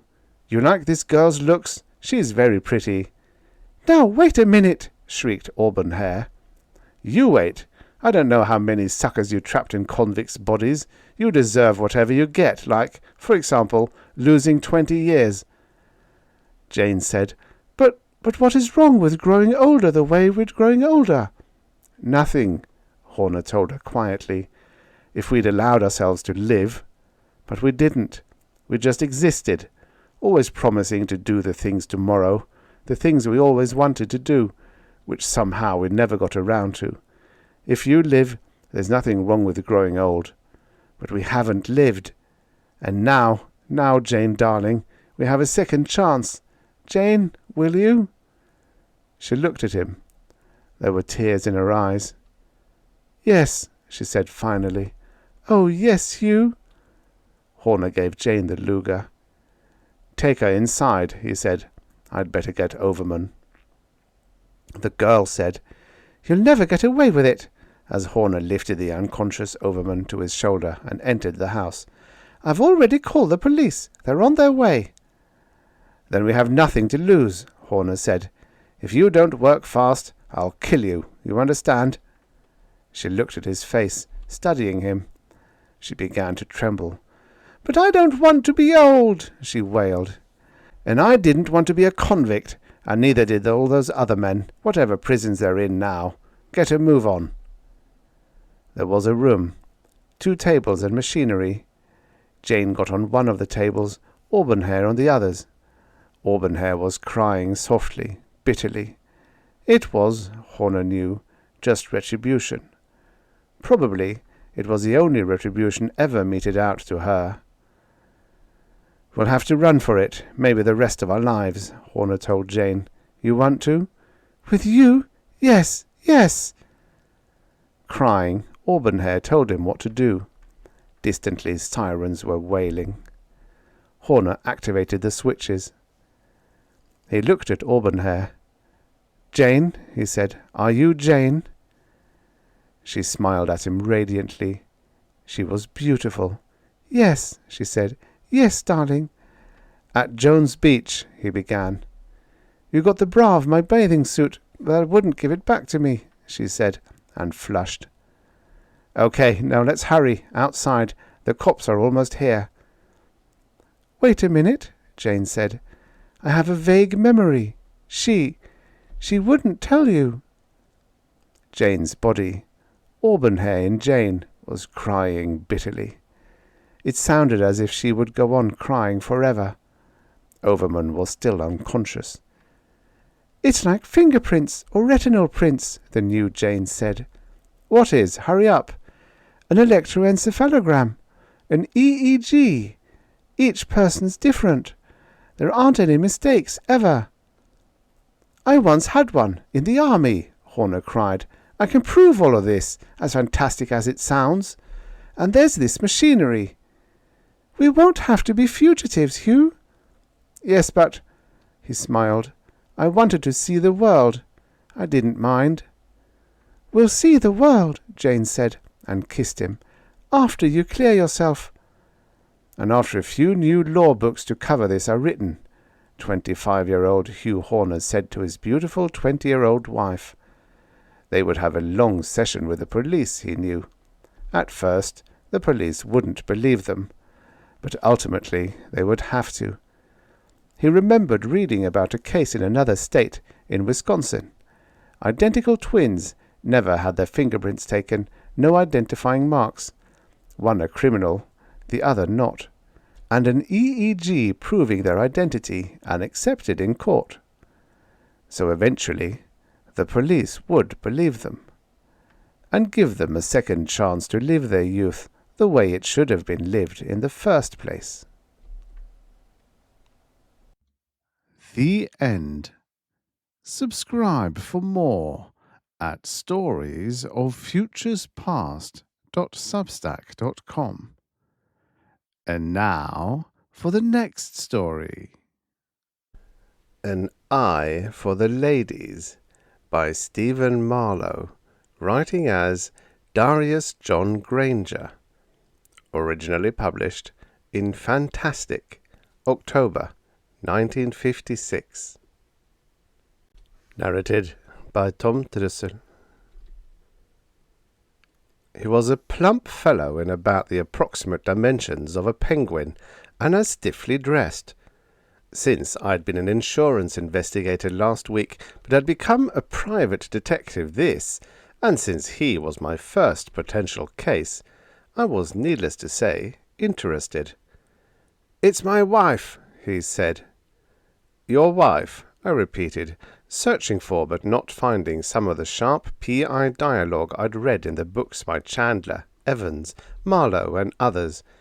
"You see, we're tourists from another planet. My name is Sklepetl." I just sat there. "Mrs. Sklepetl is missing." "Ah," I said, leaning forward. This was something I could understand.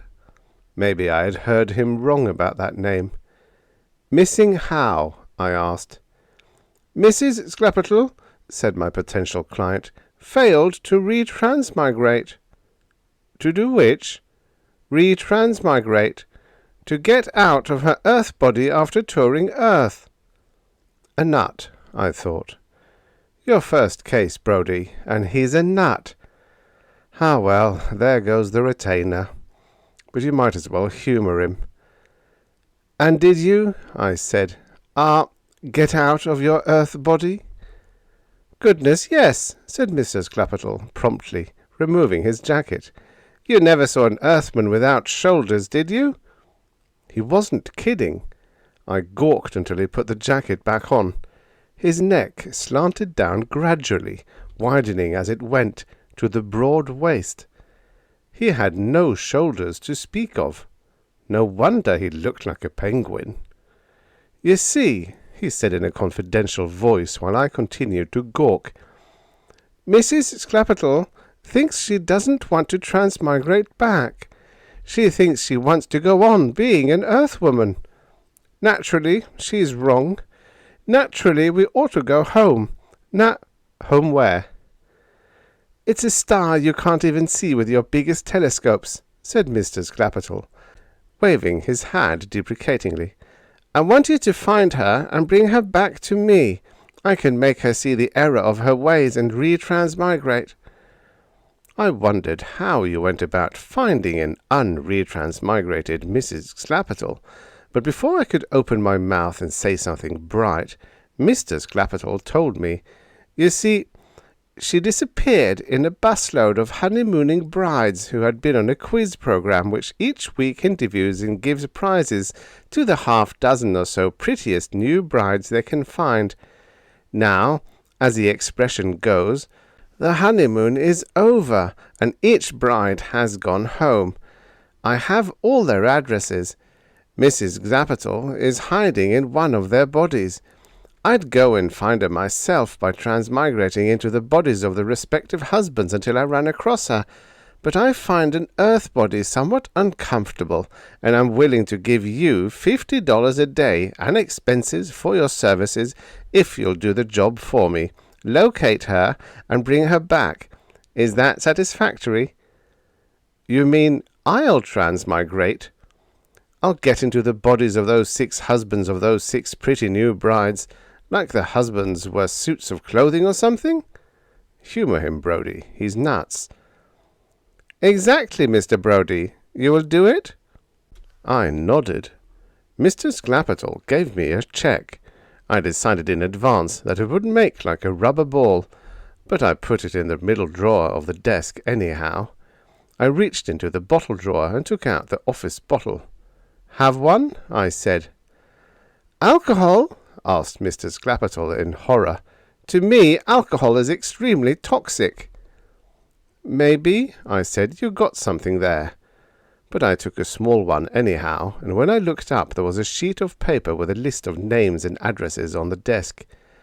Take them one at a time, Mr. Xapatel told me. Just think about the name, and you'll transmigrate. I've already given you the power. You have? He assured me he had. That was when I blinked my eyes. It was a mistake, because when I opened them, Mr. Xapatel had disappeared. He didn't walk out of the little office. He didn't jump from the window. The door and the window were both closed. Mr. Xapatel simply vanished. I took another drink. It was some kind of a trick. An optical illusion or something. I thought over what Mr. Xapatel wanted me to do. 6 pretty new brides. Me. Jack Brodie, their collective husbands.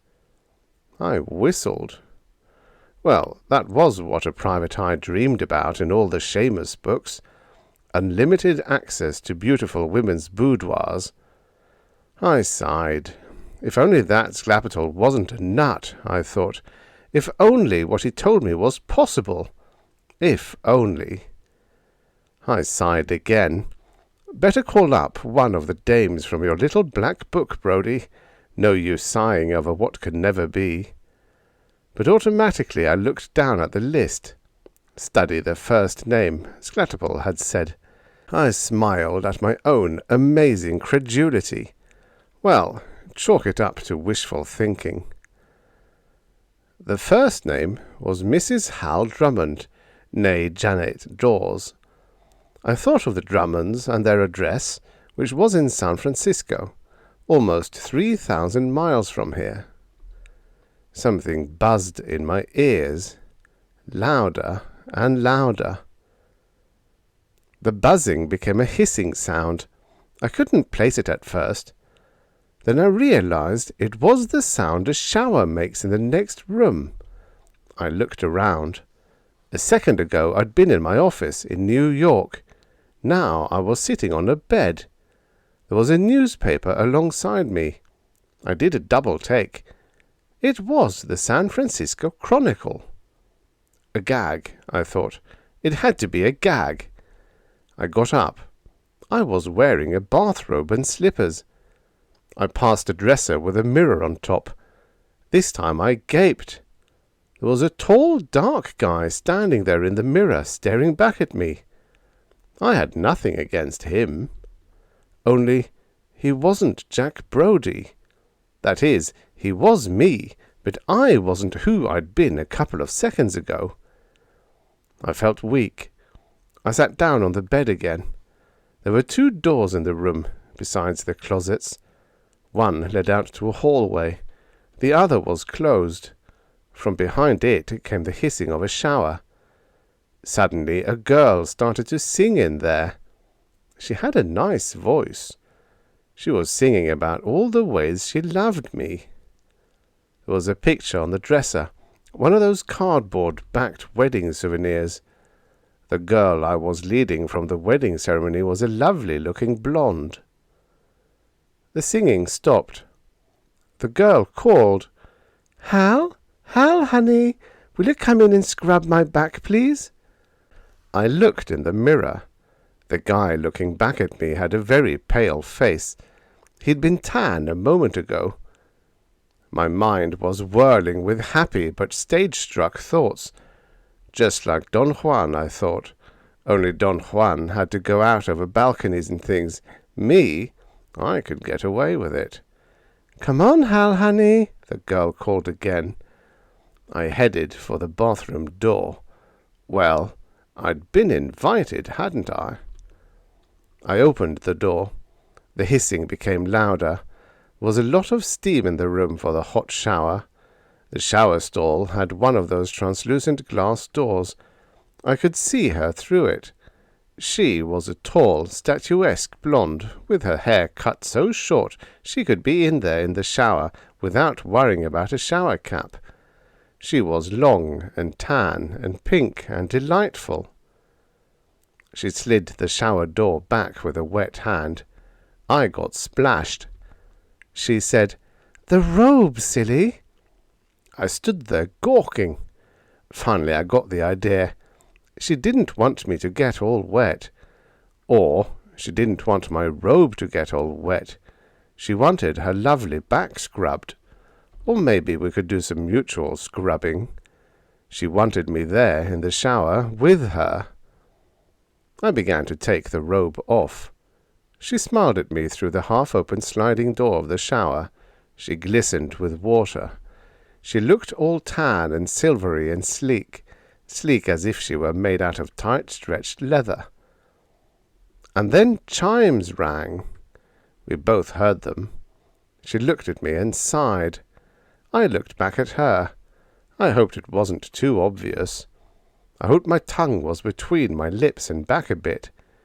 She smiled and leaned against me and gave me a shower water-wet and playful kiss. "Oh, well, darling," she said, as if we could do later whatever we hadn't had a chance to do now. "I guess that must be the Fosters. I guess they're early. Better get the door. I guess I'll have to scrub my own back." The shower door slid shut. I remembered Mr. Sclapertle and his mission. There was no doubt about it now. It was going to work out exactly as Mr. Sclapertle said it would work out. He'd given me the power all right. I said, "Janet, there's only one thing." "What?" she shouted over the hiss and roar of the shower. The chimes sounded again. "Mrs. Sclapertle," I said in a loud voice. "What was that? What did you say?" "Mrs. Sclapertle," I repeated. "Why, what a funny name!" she cried with a little laugh. "Name?" I said, clearing my throat.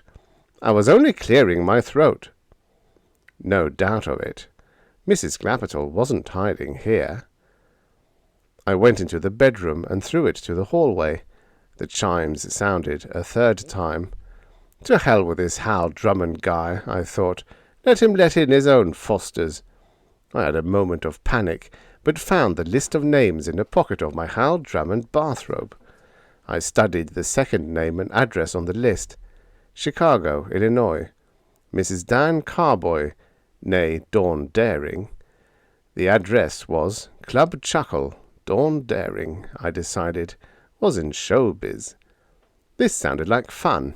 I thought of the name, and buzzed out of there just as the bewildered Hal Drummond reached the door. I was dancing with a medium-tall redhead whose wonderfully supple figure was all but glued to me. I looked down at her face. She looked up at mine. Her own face was pretty and heavily war-painted, so it would look good behind a baby spot. She was in showbiz all right. We danced slowly to music I hardly heard. Every now and then she leaned up and kissed the side of my chin with her red lips. "If you really want me to quit, Dan," she said. "No, that's all right," I said automatically. "But you just a minute ago said you wanted me to quit showbiz and settle down to being your wife." "Oh, did I?" I said. "Of course you did," she said, slightly exasperated. I felt her move away from me an inch or so. It made a lot of difference. They broke into a mambo suddenly. We both could mambo very well. That meant something. It meant more confirmation of Mr. Sclapertle, because Jack Brodie, private eye, didn't know a mambo from a mango. "When do you go on?" I said. "You know when, in half an hour." I looked down at her. Would Dan Carboy kiss his wife now? Probably, I thought. This version of Dan Carboy would only if he thought the real Carboy would. I waited for her to make some kind of a gesture to take the play away from me. We just danced. Then the music stopped, and we went to a table where drinks were waiting. Mine was a martini. From the colour, it looked very dry. And it was. "Sclapertle," I said. "What?" She'd heard me. She didn't understand. Her face showed absolutely nothing. She obviously wasn't Mrs. Sclapertle. "Hiccup," I said, searching surreptitiously through my suit jacket pockets for the list of names. She smiled at me. I smiled at her. I couldn't find the list, so I didn't want to make it obvious, so I didn't go digging down into my pants pockets. That could wait for when she went on. What did she do, I wondered? Sing? Play the piano, maybe? Her gown told me nothing. It was long and sheath-like, in a bright scarlet which almost matched her hair in the dim lighting. Finally there was a fanfare. She patted my hand. "Maybe you're right, Dan," she said, getting up. "Maybe after this month I will quit."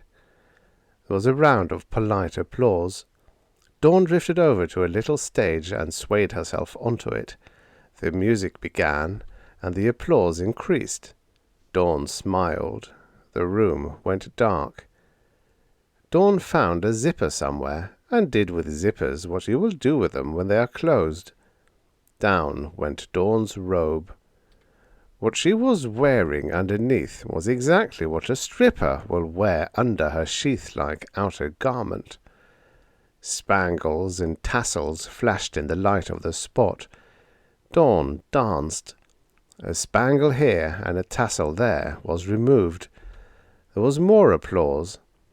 I blushed for Dan Carboy. Dan could take it from there. I dove into my pants pockets and found the list of names. The next one was Mrs. Angel Martell, née Sally Benton, with an address in Philly. I looked up. Dawn was down to red hair, skin, and a G-string. I thought of Mrs. Martell. "Angel," she cooed, "you're so strong." She was a real tiny thing, but pretty. I sat in a room with lockers and a rub-down table. I was wearing trunks and a robe. I looked at my hands. They weren't taped. Either Angel Martell was a boxer with considerable time to go as yet before he was on, or he was a wrestler. I shuddered. I didn't know one damn thing about boxing or wrestling. Street fighting, yeah, but how the hell would street fighting help me here? "Quit showing your muscles off to the little woman," a voice said. The voice belonged to a tired-looking little man with glasses. I said, "Sure." Little Sally pouted. "In fact, Mrs. Martell," the tired-looking fellow told her, "it might be better if you find your seat out front now and wait for it to get under way. You're liable to make Angel nervous in here." "Well, if you say so," she said doubtfully but timidly. She went to the door. "Wait," I called. I was going to ask her about Sclapertle. "Wait nothing," the man who must have been my manager said. "Out she goes." The door closed behind Sally. I shuddered. I had to find out about Zlapital before I could leave her, which meant I had to go through with whatever was waiting for me in the arena. After a while, my manager came over and taped my fists. So it was boxing, I thought. That was worse even than wrestling. In wrestling there was a script, and the participants followed it. In boxing I could, and probably would, get my head handed to me. We went upstairs. The manager, still looking tired, didn't say a word. The arena was small, noisy, and smoke-filled. The ring seemed very close. Too close. We reached it too soon. I climbed through the ropes awkwardly, almost stumbling and falling across the ring. Someone hooted. The other guy was already there, dancing in the resin corner. He looked very big and menacing. He was already wearing his gloves. My gloves were put on. There was a bell, and some fighters in street clothes were trotted out to show off their padded muscles. There was another bell. I was sitting on a stool. A spotlight found me, and my manager shoved me to my feet. I lumbered to the center of the ring and heard a booming voice declaim, "In this corner, that ever-popular slugger from the Bronx, New York, weighing 205 pounds and undefeated in his last 6 thrilling contests with a record of 15 knockouts in the last 2 years, Angel Martell." There was polite applause. I drifted back to my corner. I wondered where Sally was sitting. If I could just ask her about Zlapital before this thing got started. But I couldn't see her out there any place. The announcer continued, "This corner, the undefeated heavyweight from our own Philadelphia, Pennsylvania, who has knocked out all but 2 of his opponents in 21 stellar clashes here in this arena and elsewhere, Mickey Magoon." Magoon came out looking flashy and dancing and raising one hand in the victory sign. I looked around desperately for Sally. Maybe I'd seen her, I thought, shuddering. Maybe I'd forgotten what she looked like. The referee gave us our instructions. We went back to our corners. A whistle sounded. My manager rubbed my back. A bell clanged, and something propelled me toward the charging Magoon. I put up my hands. Magoon danced around me cautiously. He jabbed, and it didn't look like much, but my head went shooting back, and something made a noise in my neck. He jabbed again. He jabbed a 3rd time. Then the jabs got blurry.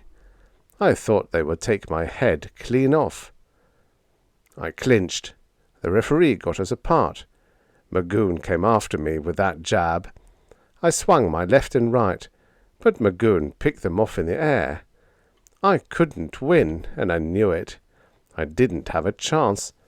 I wondered how long it would take before Magoon knew that, too. Magoon was a pro. Once he learned it, he wouldn't waste any time with caution. He would come in and cut me to ribbons. I'd be all right if I could keep him cautious, respectful, until I could find out what I had to about Sally and then look at the next address and give Angel Martell back his body. The next address? But the list wasn't here. How could the list be in my boxer shorts? The bathrobe, I wondered. I turned around to look at my corner. Something clobbered my head, and the next thing I knew I was on my face on the canvas. There was a sound of thudding feet and a roar, and then someone began to count. At 5, I got up to one knee. Magoon was in one corner, a neutral corner, banging his gloves together eagerly. 7, 8. I got up. The crowd was very quiet. They sensed the kill now and were waiting for it. The referee rubbed my resin-powdered gloves against his shirt front. Then Magoon came tearing across the ring toward me. I backed into my own corner then sidestepped desperately as Magoon came at me. He went by and whirled, and we clinched, and I saw my manager's face down there behind him, and I opened my mouth to say, "Where's my bathrobe? See what you can find in the pockets, for gosh sakes!" But it came out all mumbled. I'd forgotten I was wearing the big clumsy mouthpiece to protect my teeth. Magoon swung at me. Somehow I eluded that blow. Maybe it was a reflex action on the part of Angel Martell's trained body. Magoon swung again. I walked into a clinch, and he pounded my back and kidneys before the referee broke us apart. Magoon gave me a peculiar look then. I didn't understand the look, but I would soon. He hit me in the chest. It wasn't much of a blow, and I countered with a flurry of lefts and rights. Magoon retreated. This surprised the hell out of me. I hooked my left and crossed my right, and Magoon's knees wobbled. I hit him again, and he bounced against the ropes. He came off them with a look of hate and rage in his eyes. He swung wildly 3 times with his right. The third one caught me flush in the mouth, and I fell down, sprawling toward my own corner. I spit out the damn mouthpiece. The referee began to count. "My robe!" I hollered to the manager. "Look in the pockets!" "You bum," he said. "Huh? You bum." 6, 7, 8, 9. I got to my feet. The bell rang before me and Magoon could get together again. I went to my corner. Suddenly behind my manager I saw Sally's worried face. "You all right, honey?" she asked as I sat down. Someone squeezed a sponge of ice-cold water over my head. It made me shiver. Something was passed under my nose with a strong smell. I gagged. "You rat," said the manager. "You want to get us all killed?" "What the devil's eating you?" I asked. I was taking the punishment out there, not him. "Ha, ha, ha," he said. "No, tell me." "Tell you? You know damn well you were supposed to go into the tank to take a dive in the very first round. We got paid for it. We're going to get paid a different way now, boy." "Are you all right?" Sally asked. "Mrs. Sclapertle," I said in a low voice. I never thought it would be Sally. But she whimpered. "Oh, you found me! You found me!" She sounded at once excited and disappointed. "I'm not your husband," I said, "but I'm taking you back to him." "I don't want to go back." "Think about it. You ought to go back. He wants you back." "What are you two talking about?" the manager shouted. "I don't know what to say," Mrs. Sclapertle told me. "It's happened before, hasn't it? But you always went back." "That's true. Well, I guess you're right." Just then the warning whistle sounded. I looked across the ring at Magoon. The manager said, "At least dive in this round, you louse. Maybe they'll only let us off with a warning." I didn't say anything. A fixed fight, I thought. I felt pretty good now, as if the tricks learned by Martell had gone into the storehouse of his muscular knowledge, along with walking and running and talking and how to hold a spoon, and were coming out now for my own use. "Don't forget," the manager pleaded. "You promised before this fight. Gee, this wouldn't be the first one you dumped for money." Martell, I thought. You're some athlete. Suddenly I didn't like the body I was occupying, but I liked the man across the ring even less. It was a fast and furious round. Magoon came out swinging from the bell. I felt my legs go wobbly. I was driven back into the ropes. I took a lot of punishment around the head and upper body. Then Magoon shifted his attack to the waist. I came in over it with a flurry of my own at his face. He backed up. I followed him. He caught me with a looping right coming in, and I went down to one knee. I rested there, taking a count of 9. I felt almost like a pro now, and if this Magoon had an unblemished record, I found myself thinking quite calmly, it was because other guys had gone into the tank for him.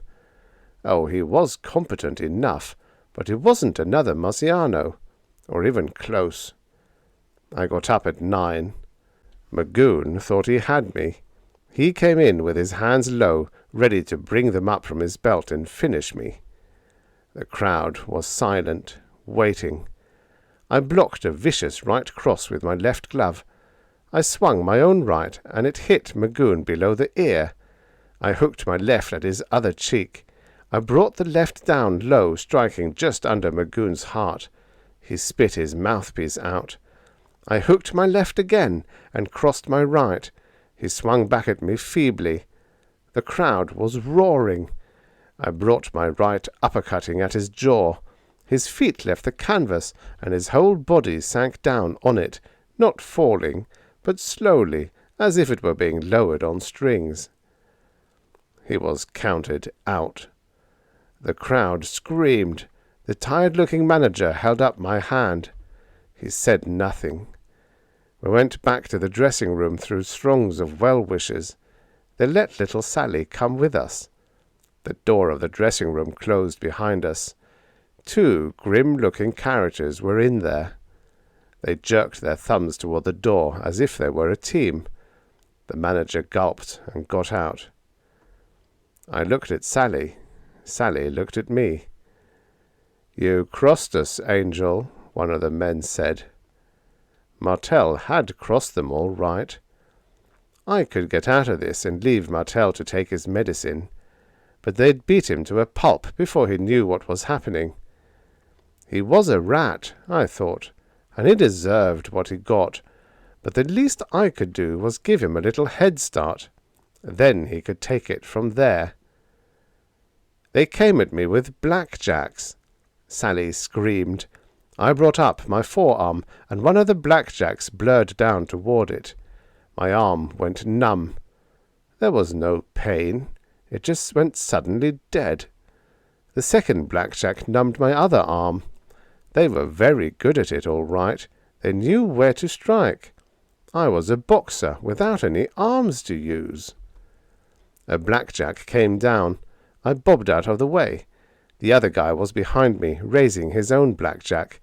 The first one hit him accidentally, crushing his shoulder. He screamed. I butted my head at the guy in front of me. It took the wind out of him. As he slumped, I leaned over him and brought up my knee, and it made a loud clicking sound as it struck his jaw and drove his teeth together. He fell down, and he lay there. The second guy was better now. He came at me with the blackjack. I backed off toward the rub-down table. My arms were beginning to tingle. I thought I might be able to use them if I had to. I leaned back on the rub-down table, getting set to meet the blow. He lunged at me, and I brought up my foot, smashing it against his chest. He staggered back. Sally stood to one side, her face white, her hand at her throat. I followed the guy with the blackjack. He swung at me. He looked scared now. I ducked inside the blow and brought up my tingling right fist in a short, chopping blow. It threw his head back. He turned with a little whimper and got the hell out of there. His friend was still unconscious. "Well, Mrs. Sclapertle," I said, "shall we go?" I guess so. You were so strong, even stronger than the real Martel. You were wonderful, really you were." She was small, but very pretty. She had a funny look in her eyes. "That's what I like about Earthmen," she said. "They're so strong. They're so virile." She took my hand. We concentrated on getting out of there. When I saw Mrs. Sclapertle again, she wasn't little Sally. She was a shoulderless, almost human, penguin-like creature from somewhere. "So strong, so virile," she said again. That look was in her new eyes. It was a living room. I wished to hell Sclapertle would come. I didn't like that look. I knew what she wanted. I wasn't buying now. I'd had enough for one day with almost scrubbing beautiful backs and watching strippers perform and almost getting clobbered, and then having Mrs. Sclapertle look at me that way, her eyes saying she wanted one final fling on earth, in the person of a private eye named Brodie. And she wasn't going to give up easily. She moved toward me, then stopped and looked down at herself. "It wouldn't be much fun with this, me." She made a hopeless gesture. I wanted to be polite. "But it was fun while it lasted?" "Yes. Maybe there's some way we could do it again, just once more before I go back." Her offer was tempting. I had to admit that. But things were different now. What was over, and she had to understand. No, I said. "You'll be happy back where you belong." Her eyes flashed anger. "I belong here, with you. We can do it again." "Sclapertle," I called. "Hey, He came in. He went over to his wife. She sighed, looking disappointed. "You're going back now?" I asked Sclapertle as he paid me. "Yes, and I have a souvenir." I went outside. In the hall were 2 valises and something else. Sclapertle had the right idea. He'd be able to keep his wife happy at home henceforth. The something else was a set of barbells. The end. Do you want to know how you can help save more of the forgotten stories of futures past? Visit storiesoffuturespast.substack.com/about.